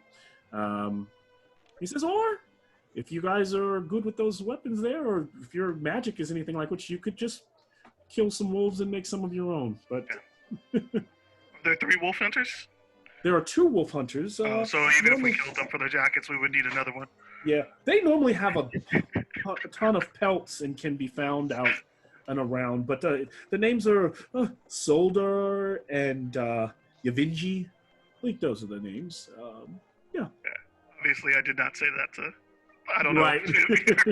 You were asking about the name, so yeah, I didn't think you said that out loud, but yeah. No, that was for Ellen. I knew he would get a kick out of that. I guess we would. We don't have a way to contact Strahd. Nope. Not right now. We can go to Ravenloft. That's about the best we can do. Malkazid is like, since he's been kind of really speaking with you, he's like, you can head out if you head now. I am sure that the time it will take us, we will have to travel at night, and there maybe you can find wolves then, or maybe come across. It will take time before we hit the cold. I'm hesitant to just up and kill Strahd's wolves. I don't want to cause him any reason to look into what we're doing more closely or think that we're being aggressive against him. Fair enough. And I'll contact you later. I'll be on the lookout for these wolf hunters. GM, there was one magic item that I specifically asked for out of Barovia. The amulet that stops detection, magical detection. That you were supposed to have on you? I have it on me, but I never wore it because I don't need to in this realm. Gotcha. As an experiment, can I put it on for an afternoon? Sure. Will you allow that?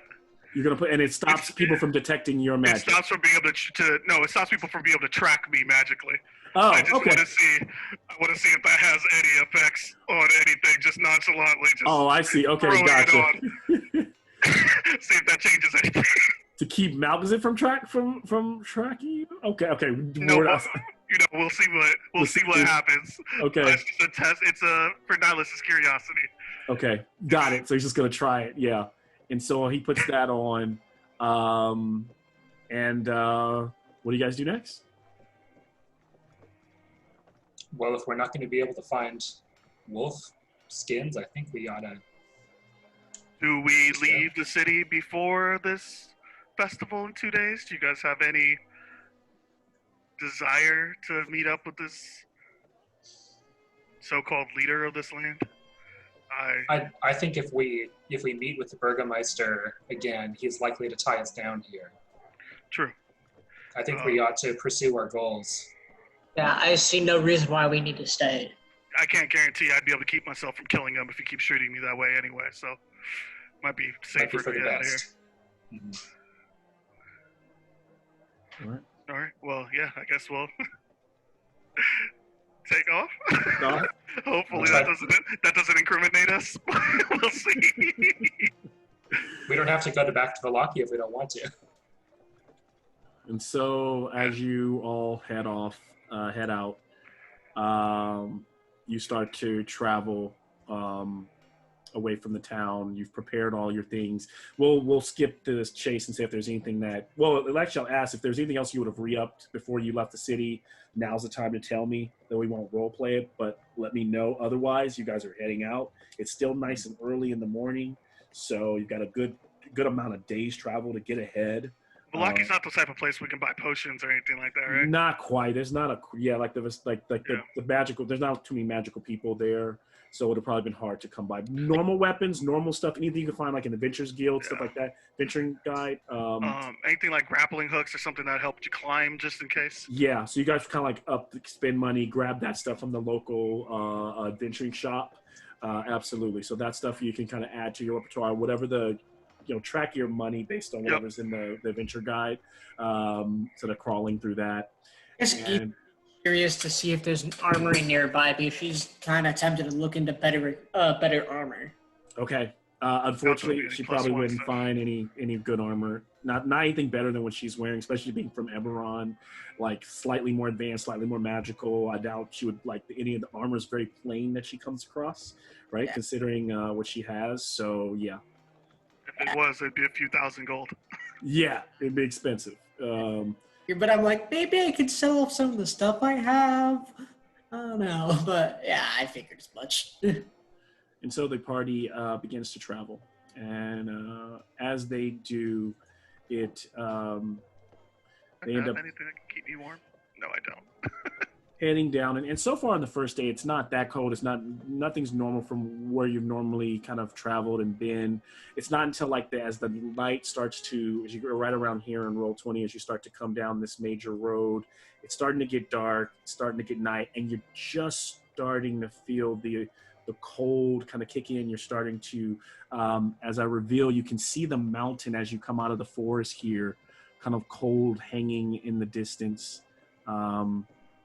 And it's on like you're right about here, and you can see that basically you can tell right from roll 20 that as you continue to travel, you're leaving the forest area, you're leaving the natural path, and that the path that is whipping around the side of this mountain is starting to get colder as you start to as the land starts to elevate around you. It starts to get more quiet.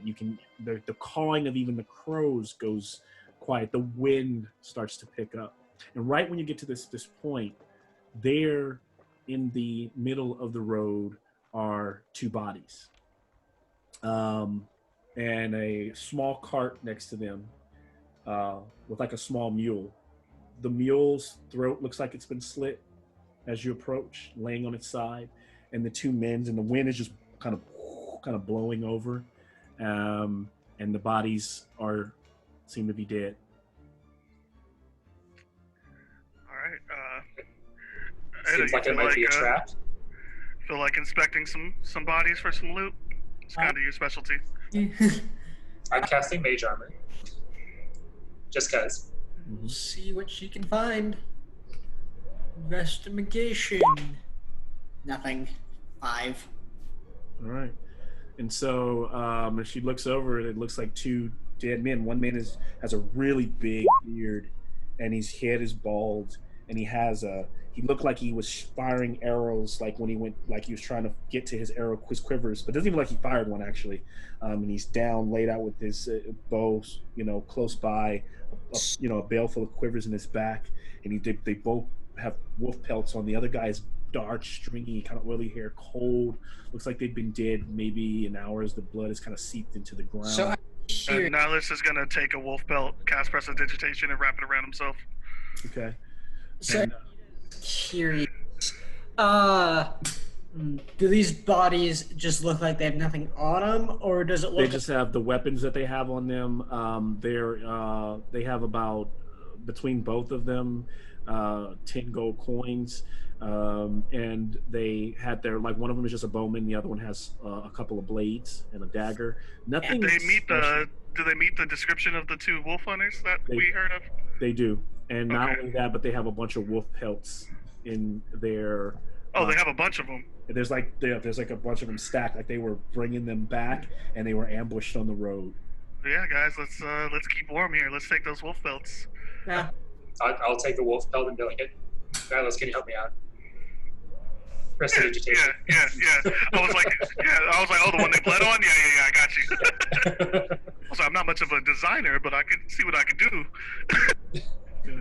Oh no, that's a performance check. How nice is Nylas at making a coat? If you want to, you can do it. It's gonna be terrible, but let's Yeah. give it a shot. But you probably need some. You would probably have to make the coat like later on, and once you start a rest, right? That 20.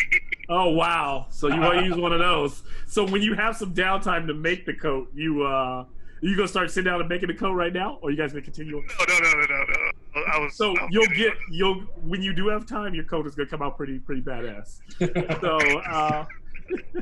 Oh, can I do a perception check? See if Ida can sort of notice like what exactly attacked these guys. sure. All right, let's see what you despise.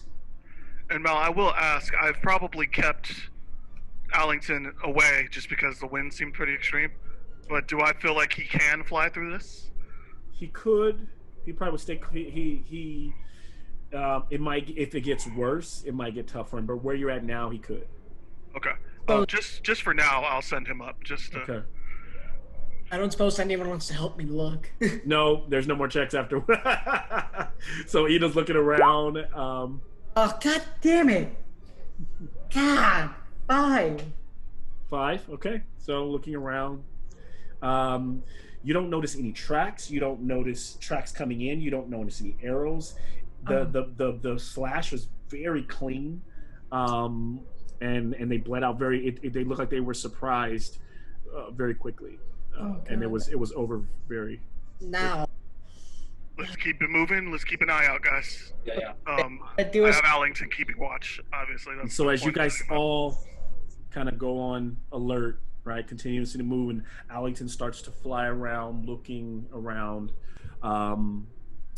We will go ahead and take a quick 3-4 minute commercial break.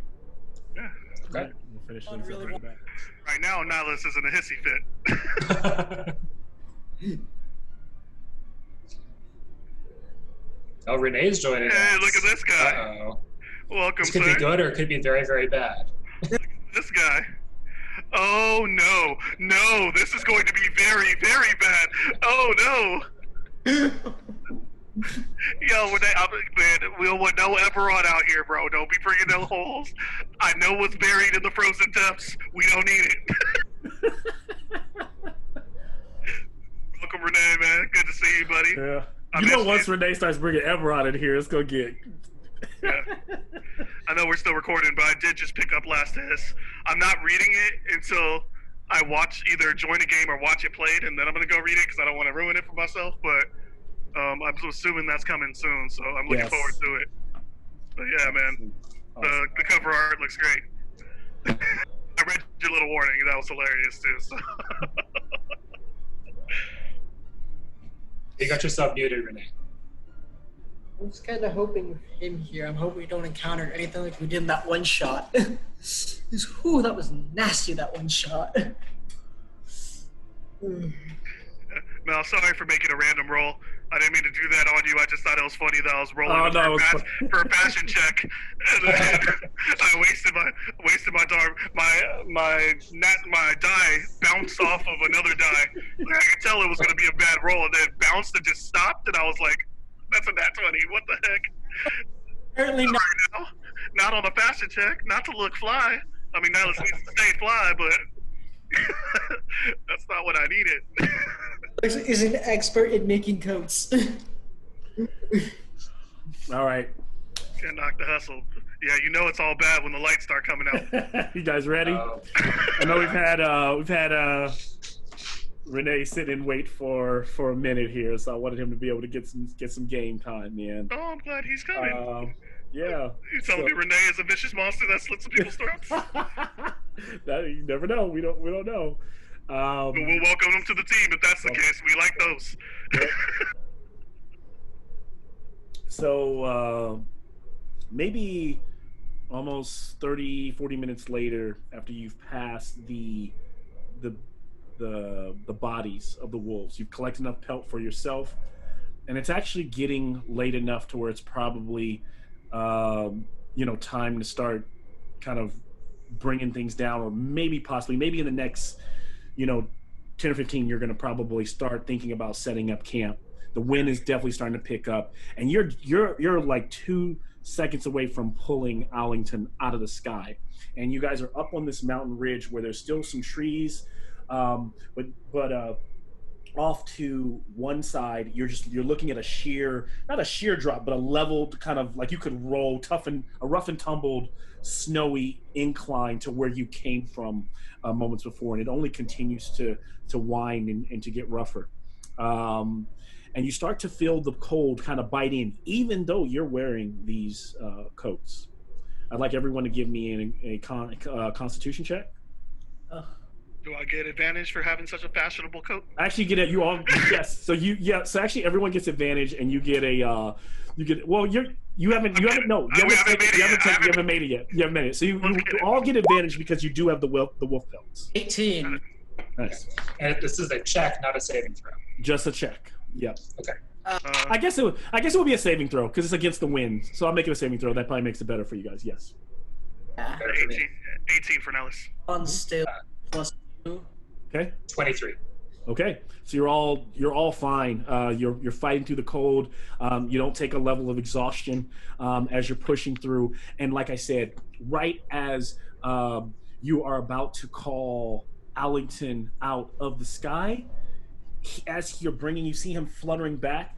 Suddenly, there's a boom in the sky, just and it looks like a blast that goes outward through the mist. It like if somebody blew smoke out of their mouth and then blew a ring through it.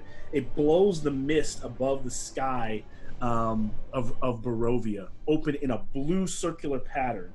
And as that ring opens up, something, a bluish structure, kind of flies through out of the distance and comes. You hear this loud noise, this like engines turning, arcane engines, and immediately Ida notices what is a flaming elemental airship flying over with a blue ring, and the blue ring is sputtering. And the ring is starting to sputter, and it's starting to kill. And as it's going out, it starts to dive. And it's like towards the section of the mountain that you guys are in, and you watch it, and you see a figure kind of clambering over the deck, and some bodies falling off, and he leaps. And as he leaps and crashes into a bunch of snow. As the thing starts to bounce off, off of rocks, sending rock and debris into the air, and then it smashes and it rolls and it comes to on its side, and you can see a body prone, like laying on the peak of like on the edge of a rocky area, about maybe 40 feet away. But you notice that like as he jumped, it looked like he hit it hard, but there was like a flicker, and he kind of slowed down and slammed into the, and dust went up, and miraculously you see him kind of moving and like grabbing his shoulder.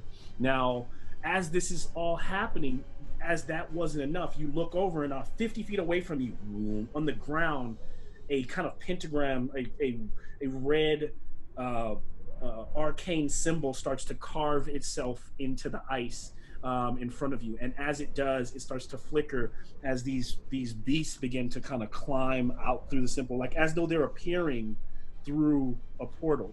Now they aren't looking at you all. They're kind of their tension. They're these dog-like creatures who look like they're glowing from inside, like red embers, like there's lava fueling them. As their paws touch the snow, the snow starts to kind of hiss, and they're growling at the ship that has just crashed. I'll go ahead and share our scene as it looks right now.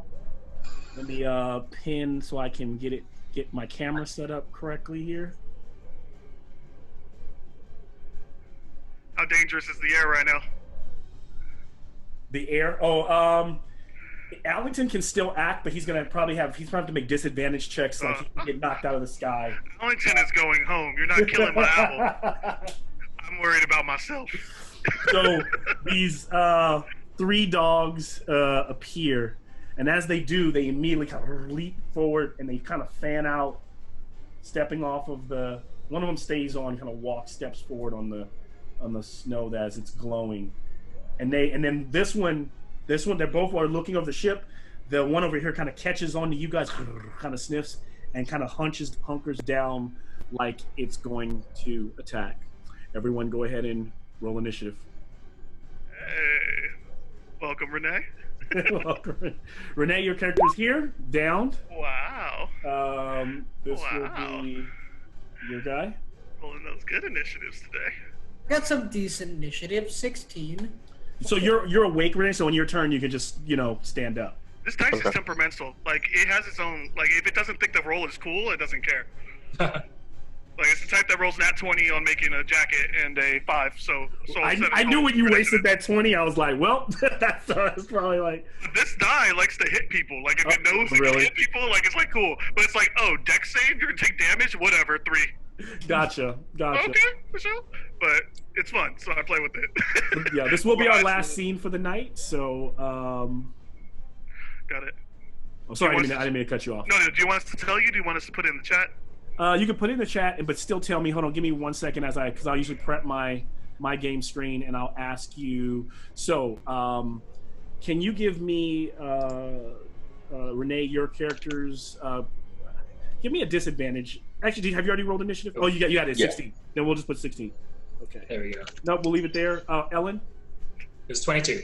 22. Okay. Nylas. 7. Okay. What I'd rather have in the chat is when we go through the first round of combat, somebody putting that in the chat. So then you all be able to track everything. Ida? I also got a 16, so should we determine who has the higher... Who's the highest? I've got a +1 to initiative, so I would imagine he goes before me. +3. You go first. Colin, do you got the initiative in the chat? Well, are you going to track the initiative in the chat for us? All right, cool. All right. So here we go, kicking things off. Yeah. Top of the round. So the first person to go, you consider you got a 22, Ellen? Yeah. Yep. It was a natural 20. Nice. 20. Ellen, you are up. So I don't know if you need me to push anything. If you know where you're at, you're right here in the snow. The ship is crashed over here. I'll also add some flaming debris to the area. That's probably not, you guys don't have to worry about necessarily right now. All right. All right.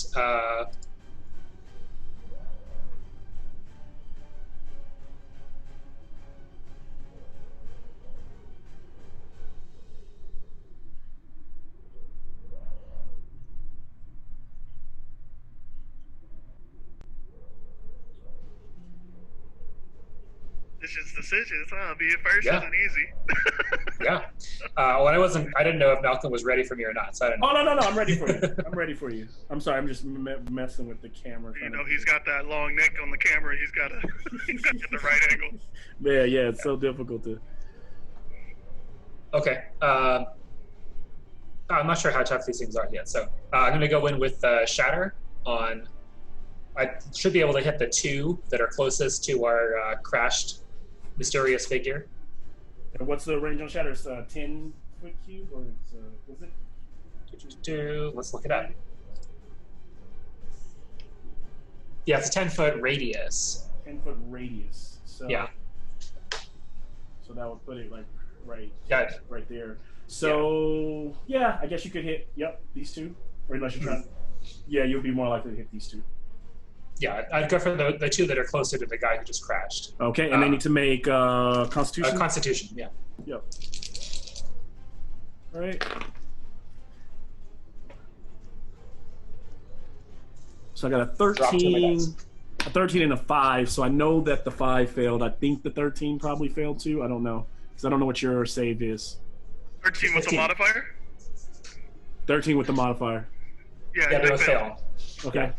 So they take 18 thunder damage. 18 thunder damage for both of them. Did we lose Malcolm? Oh, can you hear me? Yeah, we're losing him. Am I going out? You losing me? Yeah, you are. Yeah. Okay, hold on. I'll kill my video then if I have. I don't know why this has been happening lately. They both take 18 damage and get pushed back, right? Okay. Can you guys still hear me? How far did they get pushed back, Ellen? 10 feet? Did they get pushed with this? Yeah, because they failed. With Shatter? Oh, no, not with Shatter. That's Thunderwave. I'm sorry. That's Thunderwave. That's Thunderwave. Yeah, there's no push. All right, so can you guys hear me? Yeah. Okay. Hopefully I'm not breaking up. Yeah. Okay. 18 damage. So they kind of howl as they get hit, and they kind of slide back in the snow just a bit. The first 2 that you did damage to. How much damage does it look like it did to them? Like how bad? Kind of blasts into them. Kind of some of the fire kind of flies because it's a sound blast. So they kind of just leap back, and some of the fire rolls off of them for a second, and then they kind of light they like kind of go dry for a second and then they light back up. And they almost look like skeletal, like half, almost as though a dog was on fire and constantly burning and the skin was constantly peeling off, but just never completely does. Since Ida's from Eberron, I'm tempted. Can I somehow roll like an Arcana or History check to see if Ida can figure out what exactly these things are? They're not from Eberron, bro. You never know. They came from a pentagon from the floor, man. No. Ida, it's your turn. What do you want to do? Looking at Malkazid. Okay, so how far away is our fallen person? He's about 50 feet. Okay, so Ida is gonna cast... Okay, she's gonna cast Guiding Bolt on that nearest wolf thing. This one? Guiding Bolt? Yeah, on the nearest one to her, to the guy. That one. Well, probably. Oh, you mean this one? It's farthest. It's actually technically it would still be this one. So. Okay, yeah, I'd say the middle one then. She's okay. Sit on that one. Let's see here. Oh yeah, no. 18 to hit. 18 would hit. 20. That is 20 radiant. All right. And then as a bonus action, since he's in range, Ida's gonna cast Shield of Faith on him. What does that do? Shimmering Fields appears and surrounds a creature of your choice in range, granting a +2 bonus to AC for the duration. Those both leveled spells, Nate? Both level 1. I use it as a bonus action though, Shield of Faith. Okay, and then. All right. Wait, they're both level what spells? Level 1. On a what do you? Except they use Shield of Faith as a bonus action though. Okay, and what does that do to the creature again? I basically give our fallen friend here a +2 to AC. So up to 10 minutes. So concentration up to 10 minutes. Okay. So +2 to AC. So you, Renee's your character, who we don't know yet, is you feel, strangely protected, like an aura kind of like washes across you. When I hit with Guiding Bolt, whoever attacks it next has advantage. Okay. And then it is the character who is downed on the rock. It's your turn. Oh, it's our new character who he gets to introduce himself and what he looks like and all his glory as he stands up here and on this rock. And he stands and with his uninjured shoulder lifts his crossbow and 19 to hit. Oh shoot, nice. So which first one, the one that's closest? One that's closest. All right, so roll again, see if you crit. Oh yeah, because of advantage. You have advantage, yeah.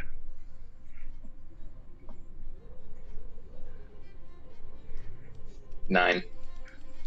Okay. Yep. Go ahead and roll your damage. So it'll be 5. 5 total damage. Oh no. 7. 7 damage. So after just taking the blast and from Ida, the lightning force, the one in the middle is kind of just shaking it off, and an arrow like lodges in like the bottom of its throat and like staggers, and it kind of blows out with a bit of fury. But its flame is diminishing, and it's starting to like it's only burning in the center of the chest. Like all the skin looks a bit dried up and haggard, and it like lets out like a and it kind of like it's in pain, but it's barking towards the other dogs. That is when the one who's here, who also doesn't look completely well, rushes forward. Oh shit, they can move 50 feet. So this guy moves up, leaps up onto the on the rock, and so I probably can't put him there, but I'm gonna imagine he's up there, like leaping towards you, about to strike, but within melee range with our boy up there. Actually, no. As it's rushing forward, it stops like right at the base of the. It like leaps and like lands at the base of the rock you're standing on, and just goes. And a cone of fire blasts out of its mouth and starts to heat you and the trees and everything around you. Go ahead and give me a dexterity save. Please. All right.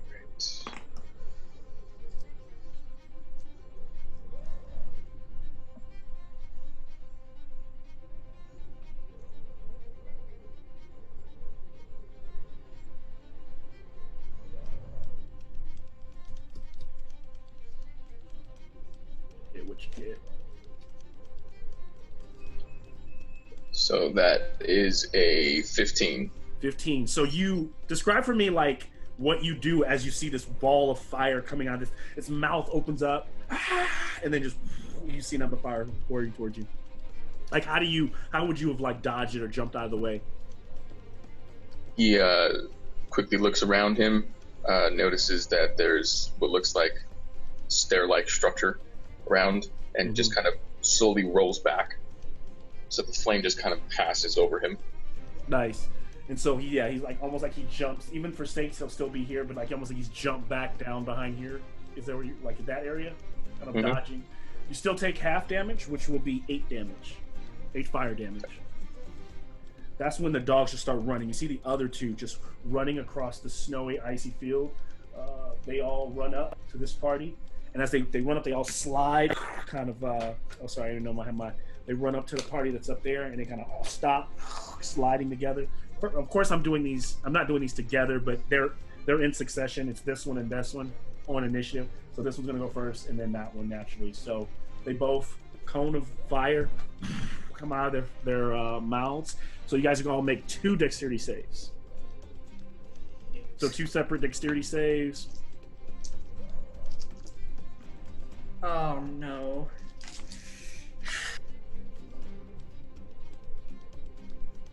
I had a 22 and a 6. I don't suppose a 13 passes. Yeah, I got a nat 20 and a 16. Does a 16 pass? The 16 does pass, and you said 13? Yeah. Does 13 pass? That actually passes. So you all pass. So you all take. Miserably. Well, so that was the first one. So now you got to do it again. Well, no, we rolled. I think we each rolled 2, right? Oh, you all. So you all hit 13 twice. Oh, I hit 20 and 6. Yeah, what's 13 the number? That I passed twice. Yeah. Yes. So then your first one, you're gonna take 12. You failed the first one. She rolled a natural 1.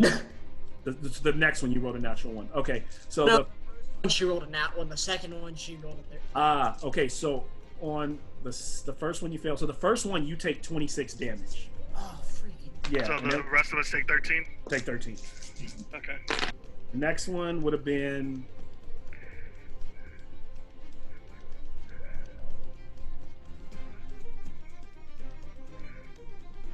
So 19, so either 19 full if you failed that second one, or was it 18 9 if you passed?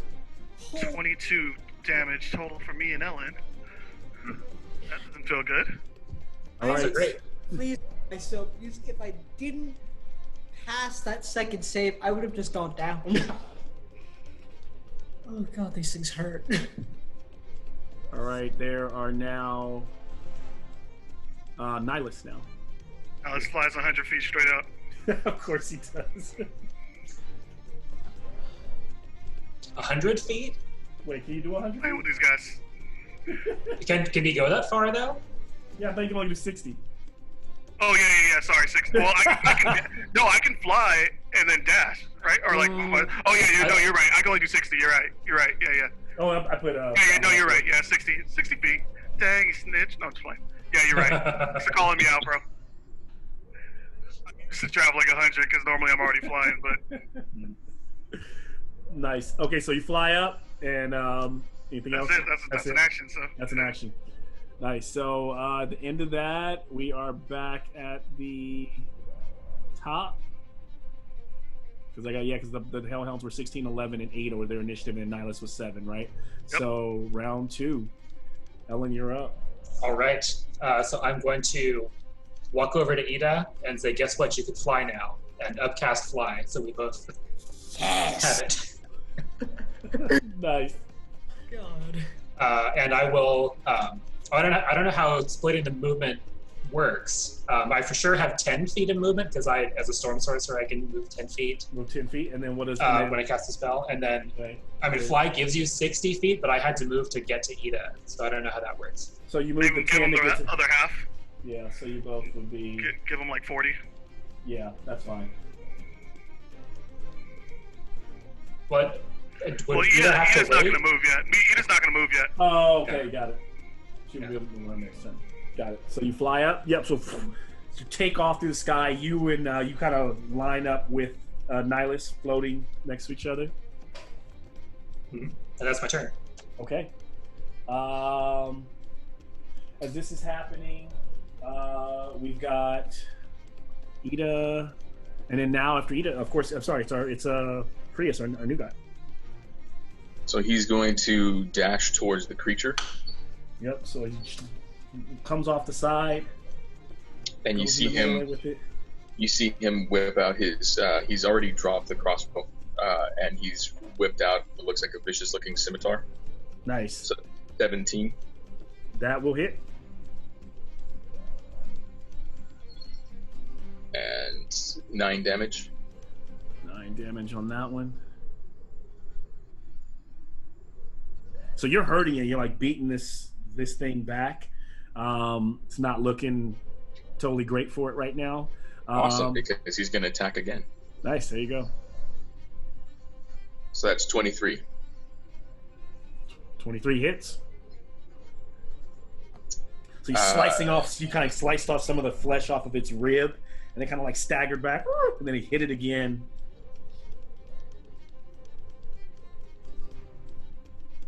That is going to be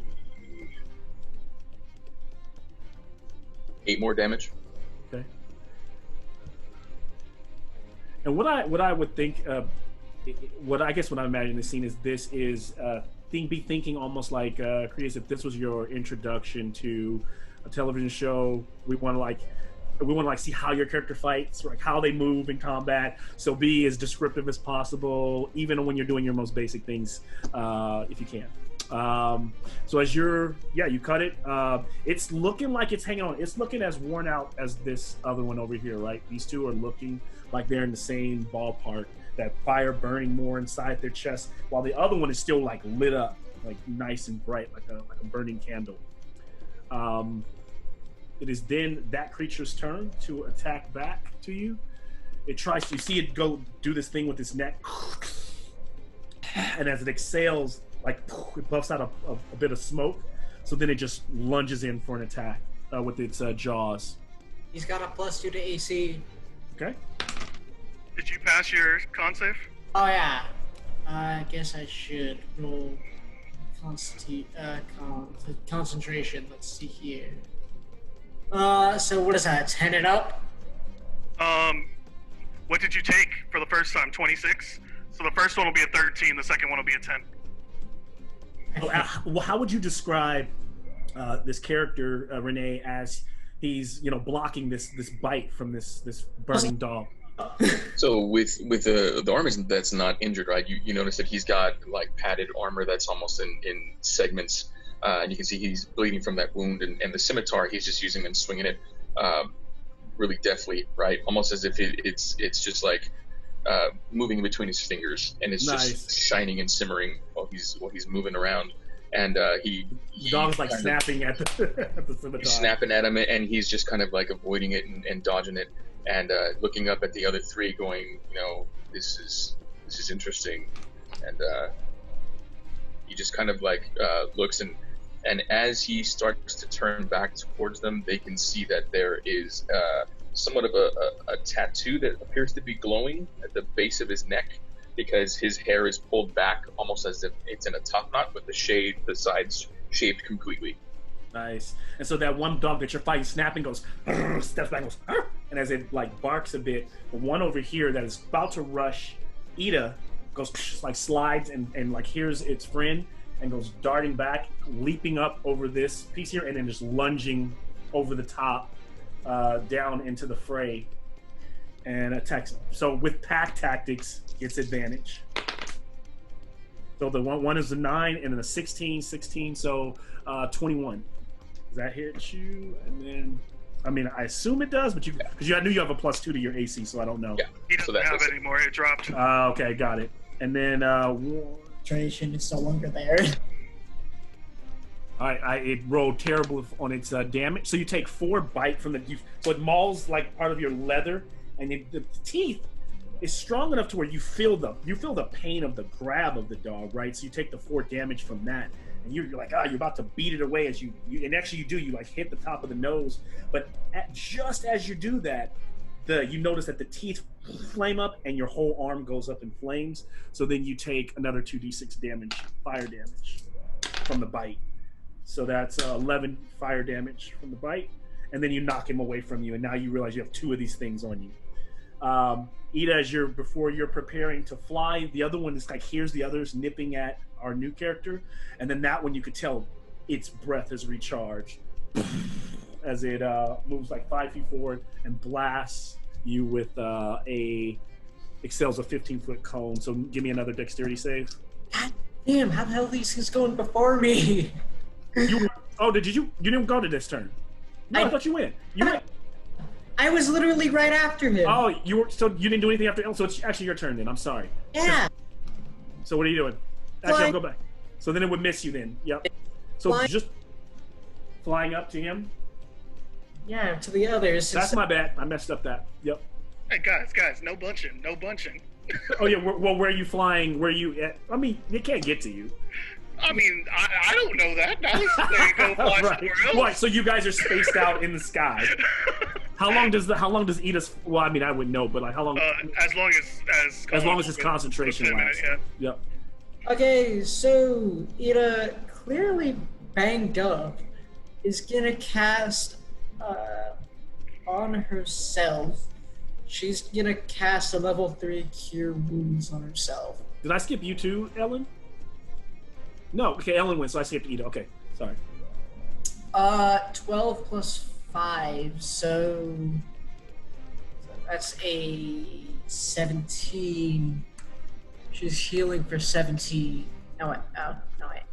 Shit. DM just told you they can't hit us no more, man. Kill these things.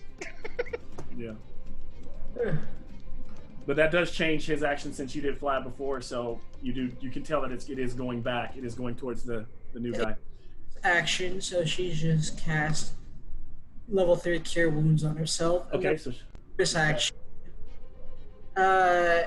She's gonna deploy right below her spiritual weapon. All right. What does it look like? It's gonna take a big old swing at it. What is it? What is the spiritual weapon? Her big old glowing great axe. So thing kind of whips out of nowhere, starts to hover down below. So it's like right there. I know it almost looks like ice. It's hard to see, but there it is right there. What's up with these horrible rolls? It misses. It got a 9 to hit. Okay. Oh, because she hit it when it was here. So she hits the axe. She hit it. She 9. She misses it. And then it would rush over. Spiritual weapons don't get opportunity to attack, right? Just what? Nope. Nope. Yep. That's what I thought. Okay. So it would just miss. Creature will, unfortunately, breath weapon, Prius. So give me that dexterity save. And we lose our 4th member the first day he shows up. Jeez, I know. I can bring him back. She'll let Ida take that down. Okay. 2 dex saves, right? Yeah, Colin, next time we baby. Oh no, just one dex save. Because it's just. So that was a 9. 9. 9. 17 damage, fire damage. Jeez. Is he still up? Hopefully. Still up. All right, so this thing is like rushing in.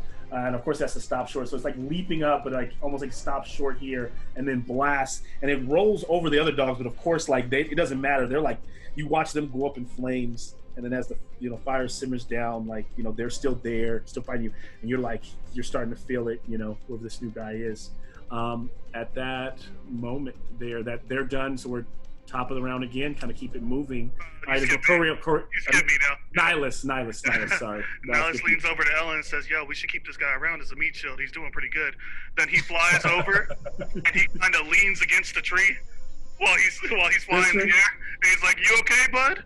And then he's gonna go ahead and cast Eldritch Blast down at the hurt dog. Yeah, both of these two are hurt. So probably the one closer to me then. Okay, this one. No, the one that's hurt, that's closer to me. So the one. Got it, one right there. Yep. Yeah, so the lower one is a 22 to hit. That hits. All right, so that was a 12 damage. Okay. Is it still up? Just barely. Okay, the second blast hits it too. That's All a right. 25 to hit for another 9 damage. How do you kill it? I just want to blow its head off in front of our buddy and hopefully splatter him with some stuff. So this one just blows away. And then as you block, whoever the new guy is, just pretty much bones and matter just kind of fly all over you and land on the ground. And they just like smoking, just kind of steaming, blackish animal canine. Like, hang in there, bud. We got you. And he looks up at you and he goes, "It's a good day." I can't help but feel like that Eldritch Blast was kind of like freaking Tien's Tri-Beam. It's a lot like that, yeah. Just like... Ellen, it's your turn. All right. Ellen's going to swoop down a little bit. I don't think I have line of sight to get two of them with a lightning bolt, but I'm going to hit the one that's... it depends on how far. If you can move over here, then you could get... If you moved forward, I don't know how far you can move before you do... I can move 60 feet. Yeah, then you could... you could be here and then do it that way. Yeah, so for sure, I'm going to swoop down and kind of gather up. And so you'll see kind of like earlier I was talking about the shocking grasp where the lightning was running over his hands, and it's charging up way more into like a sphere of energy. Yeah. And just releases it out into this bowl that's 100 feet long. It starts to just kick up ice and snow straight across. So they both have to make dexterity saving throws. I have to roll a lot of dice. 3 and an 8. I'm gonna fail. So give them all the damage. Oh boy.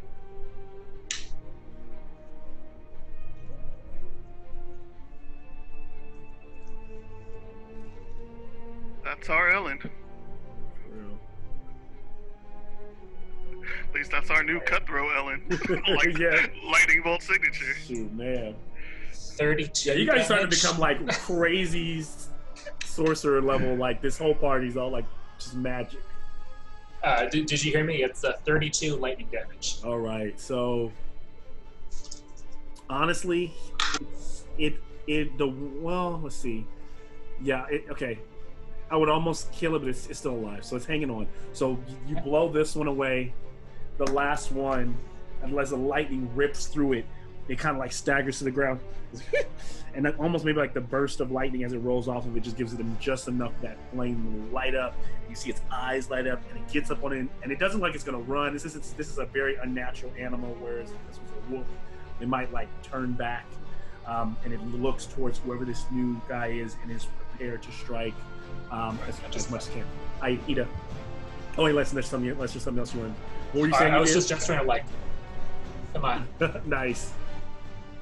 All right, Ida, you're up. Alrighty, so there's only how many wolves left? One left. They're not wolves, they're like dogs. And these creatures. But I mean, canines, but yes, they're like more like they don't move as much. They almost seem like a pack of wild dogs more than like wolves if you have to like distinct. How far away is this creature from her axe? Because I'm gonna see if I can move it into that range. About 30 feet. Okay, so yeah, she's gonna move her axe over to that creature, and her axe is gonna take a swing at it.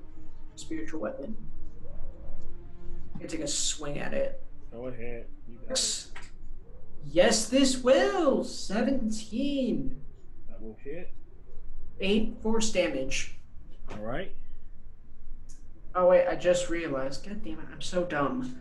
So the last time I tried swinging my spiritual weapon, I actually rolled a 14. That doesn't hit. Okay, so I was just checking to see if I missed it. So okay. So yeah, 17 takes 8 force, enough for her actual spell. About to say, whoa, Mal, like. Calm down. Calm down. So these things clearly missing points, hit points. So she's gonna cast Toll the Dead on it. Didn't you just hit it with 7 hit points? 8 force. That was a bonus action to keep us concentration spell up, or not concentration, but just up. Yeah. Okay, gotcha. Okay, go ahead. And then this thing's really missing hit points, so she's gonna cast Toll the Dead on this thing. And I need to make what kind of check is to make on Toll the Die? It is a Wisdom save of 14. Jesus, my dice rolls tonight. All right, failed. 18 necrotic. How do you kill it? She's like, she pretty much just points her finger at it. Bells start to ring. And imagine it just kind of crumbles. Nice. So this thing just crumples away. You guys are fighting through so much, just with just adrenaline. Suddenly the colds, you start to feel it again. Maybe as you start to perspire a little bit, start to feel how cold it is out here.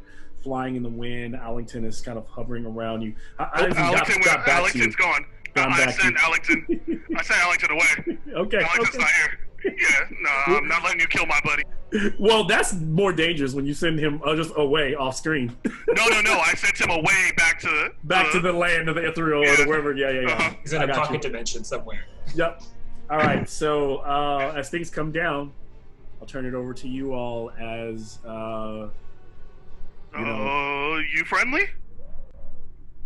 My thanks. He wipes his scimitar on his, injured arm. And greets him. You're from Aberon, yes? Yes. Let's talk about the ship. And the ice starts to kind of sizzle up, and it leaves the markings that were there, and they slowly start to fade over time and disappear. What You exactly? keep talking about this Eberron. You have to tell me about it. It's an interesting place. And whereabouts are you from? Here and there. But what's important is, why exactly are you here? The Nylas is going to stay flying temporarily. Okay. What? Stop being so scary. That's not the problem. Okay. That's not the problem here, sir. Nylas is going to slowly take off his necklace and just think to himself, "Was that you?" Okay. And then you go. Like, why are you? Was that who? I mean, he says, like, what do you mean? And he goes, actually, no, that wasn't how he explained. He goes, it takes a minute for it to respond, but he says, he goes, I don't know who you're speaking about because I haven't been able to see you. And now I see where you're at, somewhere in the mountains. So are you trying to hide from me? Was trying to hide from other intrusive eyes, but I see that that's a mistake now. I will put this away. I was quite frustrated momentarily, but I decided to be patient. Were you patient with sending hellhounds at me? I sent no hellhounds for you. Okay, well, somebody did, so we're going to have to figure that out. Interesting. He says, I'll scour the ground and take a look. Much appreciated. Now Nylas flies down and joins the party. I will. I think just for effect, Ellen's going to be kind of like hovering with his feet just above the ground. Just above the ground, yep. So kind of like flying. Approaching Krias and like... Nylas sees that, and then he starts making his cloak billow in the opposite direction of the wind, just so that he's looking cool too. I mean, I could keep doing this, keep one-upping, but yeah. I just feel like, yeah. So Christ looks at Ada and he goes, "Do they always have the stupid cape contest? Is this the world that I've entered? Is this what I've been searching for? Is capes?" and lightning bolts? Entered a far more dangerous world than you believe.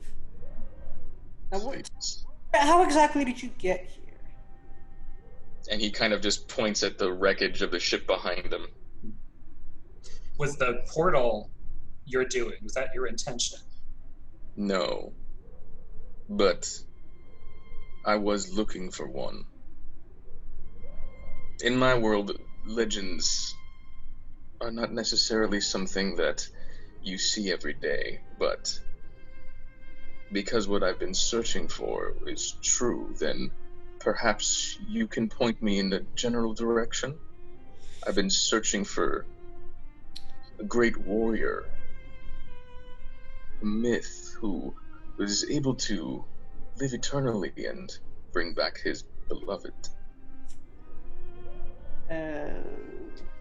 Well, Looking I for, don't know about the bringing back his beloved, but yeah, like you may. looking for Strahd, you're in the right place.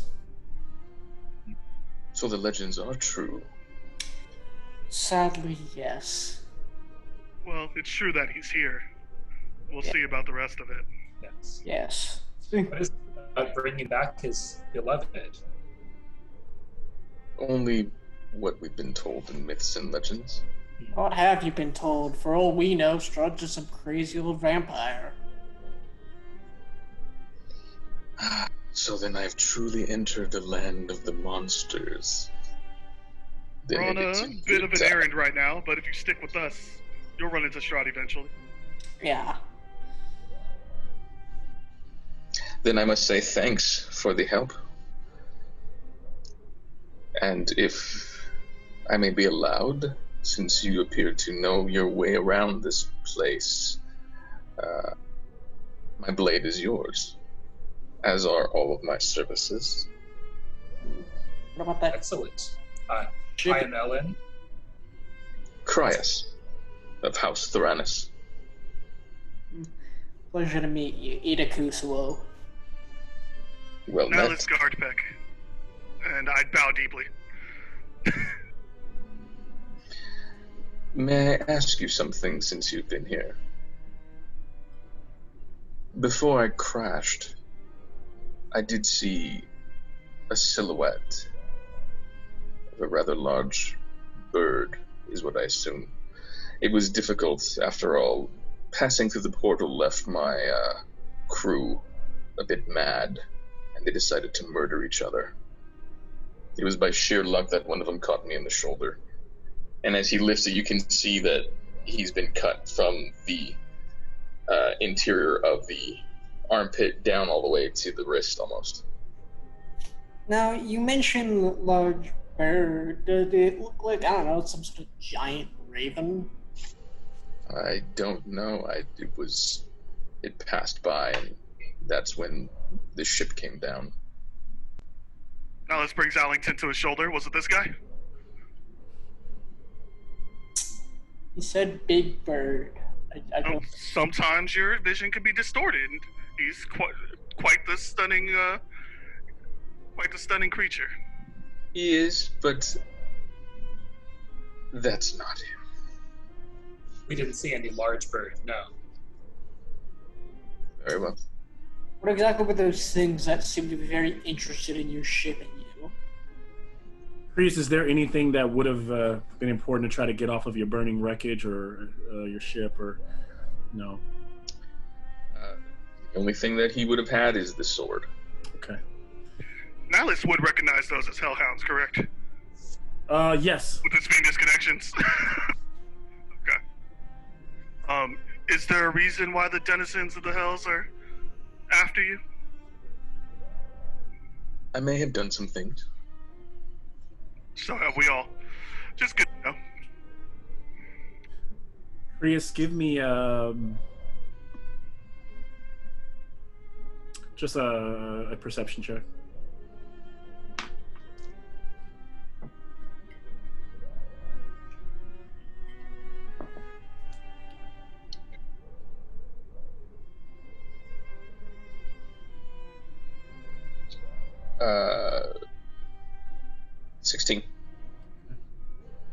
As you kind of look over, as you're just talking to this group and look over what's left of your ship, you actually realize this thing landed pretty well, considering.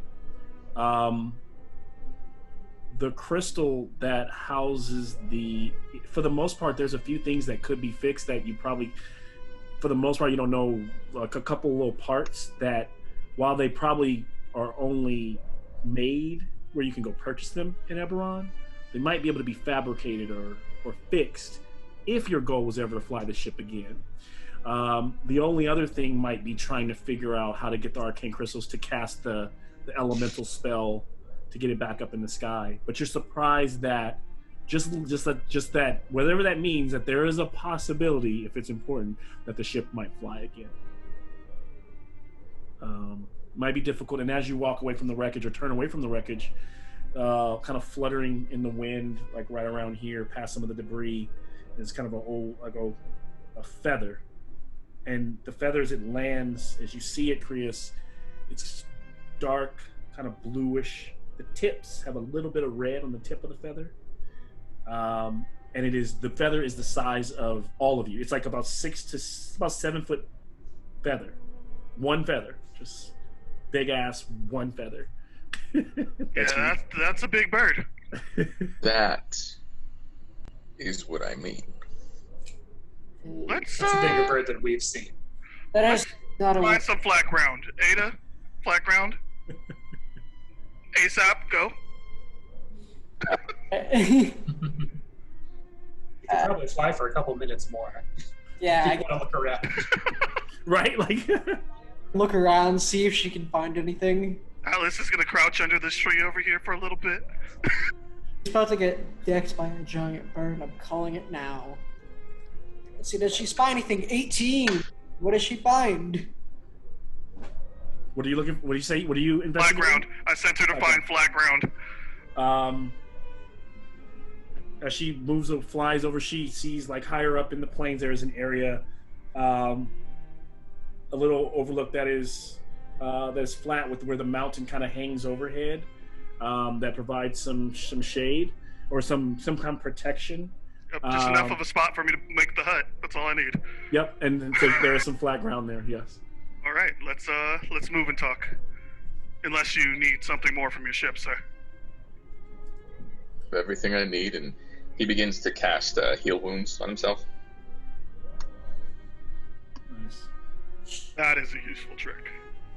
Ida's like, here, I can assist you. She's gonna use whatever healing kits to give him some hit points back. Let's see here. She will use.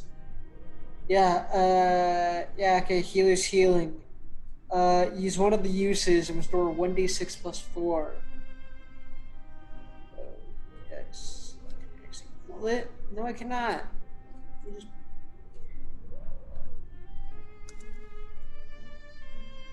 1d6 plus 4. That's a 5 plus. You get 9 hit points back as on top of whatever else you're doing. Okay. And he starts to be able to stretch his left arm again. He's like, "Thank you. It's always better to fight with both hands, but I agree." Why exactly are you come here looking for the devil? And we are walking while they're talking. Yeah, you guys are Yes, walking on. Yeah, walk and talk. He's like, why exactly would a man like yourself be searching for the devil? Well, since you are from our world, then you know very well what the morning was. Yes. And he kind of like, he doesn't look at any of them. He just kind of looks down. You can see his breath coming out in the snowy areas, and he just kind of goes, "I lost everything that day. And I may have found who was responsible, so if I have a means to get back at them and bring back everything that I loved, then I would do anything." And he just kind of looks at Ada and he goes, "Wouldn't you?" Agreed. I feel like you and I will get along just fine. Smiles a bit, but she's like, interesting. She mind links to Nylas. This man is an interesting man. Can be quite useful to us if you play your cards right, Nylas. He's not an elf, right? Is he in? I don't. Does Can he, I tell? And as you look at him, right, you can see that they're almost human ears, almost, but they end in small points. All right, I can live with that for now. We're testing your patience here with another half elf. I mean, it's not my patience I'm worried about. Somebody decided to show up. As long as we're in that half range, we can make it work. Yes, I think this can be a So is that full why? arrangement. Is that why you blocked me out? While you were befriending another fucking elf? half. They hate the elves as much as we do. Calm down. They're useful. But again, there are more prying eyes in this world than just yours. Fair enough, Nylas. I have allowed you to get very comfortable speaking to me in this manner, but I Can kind of you- like it this way. Can you stop the other prying eyes? That was all I was asking, sir. I will do my part. And after looking over those, the arcane, looking over the hounds or the portal they came through, they seem to be spells, maybe traps set as you wander this land. I don't know who set them, but if I had to guess, if where we're at, and it's probably your good vampire friend. Good to know. Yes. Hellhounds don't just operate in the... I mean, I guess they can be called to other planes, and looks like your friend I guess between me and you, we realize, and he has another, just another trick he has up his sleeve, I guess.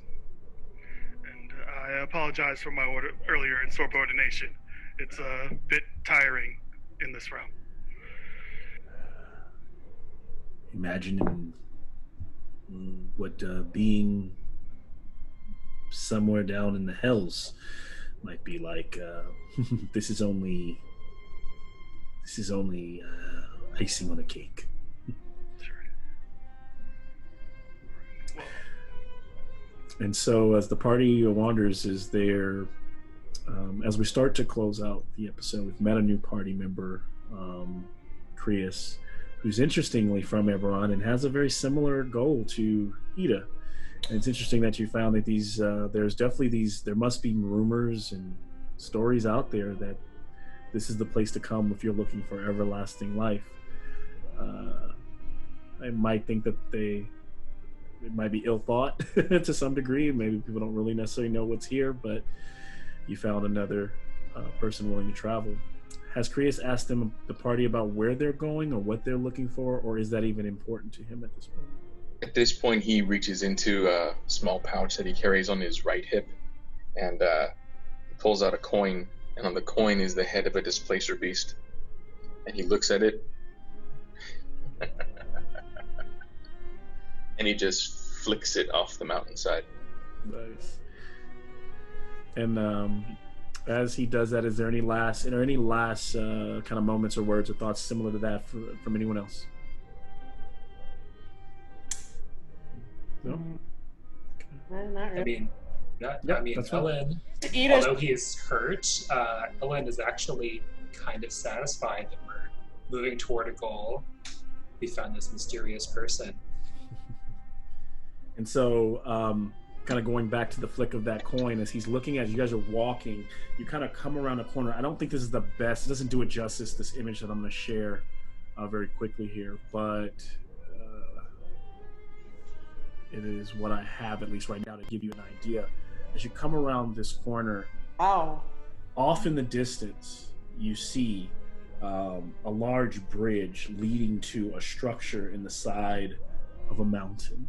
And immediately, gives you the idea, the feeling like you're close to something like that. Actually, I'm going to push forward. I'm going to imagine, because actually you guys would have to rest that first night, so almost like some time goes by, right? You guys end up traveling all the next day, end up resting with, and so on that second day, coming around that path, at least just in the, actually no, because even I'll take that back.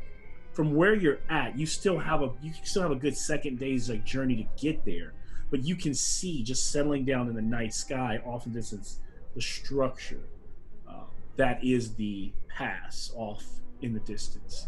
And at that moment, that's when Krias flicks his coin off the edge there. Almost got you slipping, sir. You almost gave us a free long rest. Yeah, I know. I was like, I'm not going to do that. But at that moment, as Krias does it, he almost thought Nylas was standing next to him, and then he looks over, and you're probably, Nylas, you're kind of, Krias, you're bringing up the rear, and everyone else is kind of walking a bit ahead of you. And you turn around and you thought for a second you saw a figure kind of standing like behind you on the path that you just came. And for the moment, suddenly it looks, for the moment it was there, and it looked like it was cloaked completely. But it suddenly, it's like a side of the mountain, it's the rock. But in your head, you hear a voice that says, I know what you are looking for now, and I might be able to help. I am sorry about the hounds. I will call them off from here forth. Nylas and Ellen are protected here. I'm sorry, they're just animals. They don't know until their master has to, put them in their place. But the last thing I will tell you, Krias, and this is only to Krias, he says, we were looking at, the one I was looking at our chat, and I cannot find what you and I talked about, Krias. Oh yes, he says the one final thing that he just shares with you is between Nylas and Ellen, I'll just let you know, I do capes the best. And that's where we'll close out today's episode. Thanks, guys, for playing. Good game. No deaths, no children deaths. We did it. We made it. Good job, guys. Low-key, I was trying to fight more of those dudes because I was like, we need those XP. We can XP farm if you go put them out there. But I was a little worried about my boy Krias down there by himself. Man. We're supposed to leave the full-plated with the shield, able to heal herself, cleric down there as the second meat shield. But it is what it is, Ellen. I mean, I saw her taking some damage. I know I am hurt, by the way. Oh, yeah, no, I get it. I get you. I'm under half.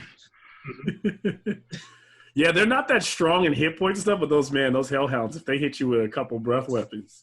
Yeah, no, they almost shot at me. If I didn't succeed on that second roll, it would have gone down. It's pretty like mini dragons. Just like sitting, you see like a bunch of them in, and they just...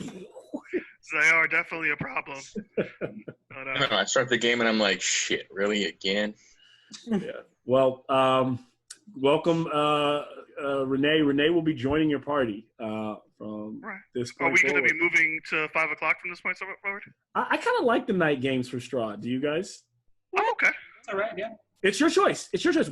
I can stay at 11 for you guys. I'm definitely going to probably move the other parties' games to closer to 5 or 6 and do night games for Strahd for the next, because Eddie's been working a lot during the day. I kind of wanted just a night game after they did a night game, and I needed a little bit more time to prepare. And then I knew Renee was coming on, and it actually worked out, I think, right, Renee? Because I think you were trying to make earlier game, even though I made you wait around for 2.5 hours or almost 3 hours before you hopped on. So yeah, you're good on your next game. Yeah, we're gonna tag you onto that one. Yeah, so I'll show you guys while you guys were playing around. Like, that's what I was doing. Nice. Look at you. There we go. Yeah. So outside of that, physical tracking is what was happening there, sir? With what? Physically tracked us? He was physically watching us? No. Strahd? Mm-hmm. No. Strahd, if we had to be like frank and kind of explaining what I thought was happening, is when the airship entered the atmosphere, that notified Strahd. Did Strahd notice me blip in and out? And so you got to remember, you guys did a full night and slept. So because you guys slept, that would allow Strahd he wasn't with the other party. So when he heard the blip, he went over. I will not share with you whether Strahd could track you with the amulet on or not.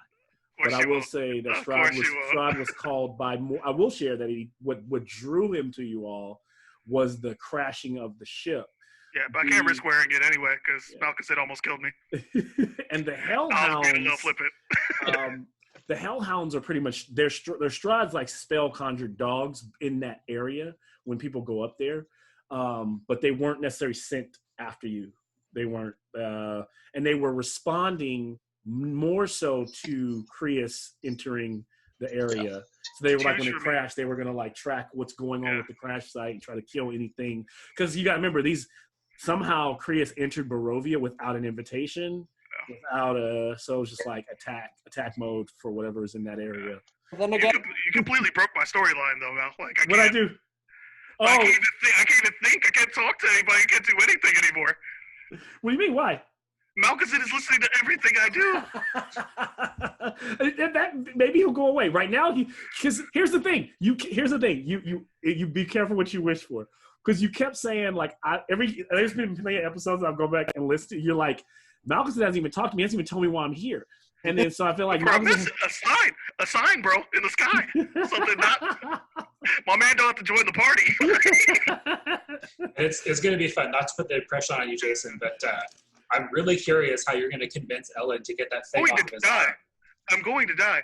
That's the thing. That's the thing, because like I do have a sword. If I want to lose my arm, yeah, because you know the thing's attached, right? Yeah, it's attached. Yeah, but like we don't know what's going to happen when we gather all three pieces. But if I gather a piece myself, then at least that's a fighting chance that I'm still partially in control of the power.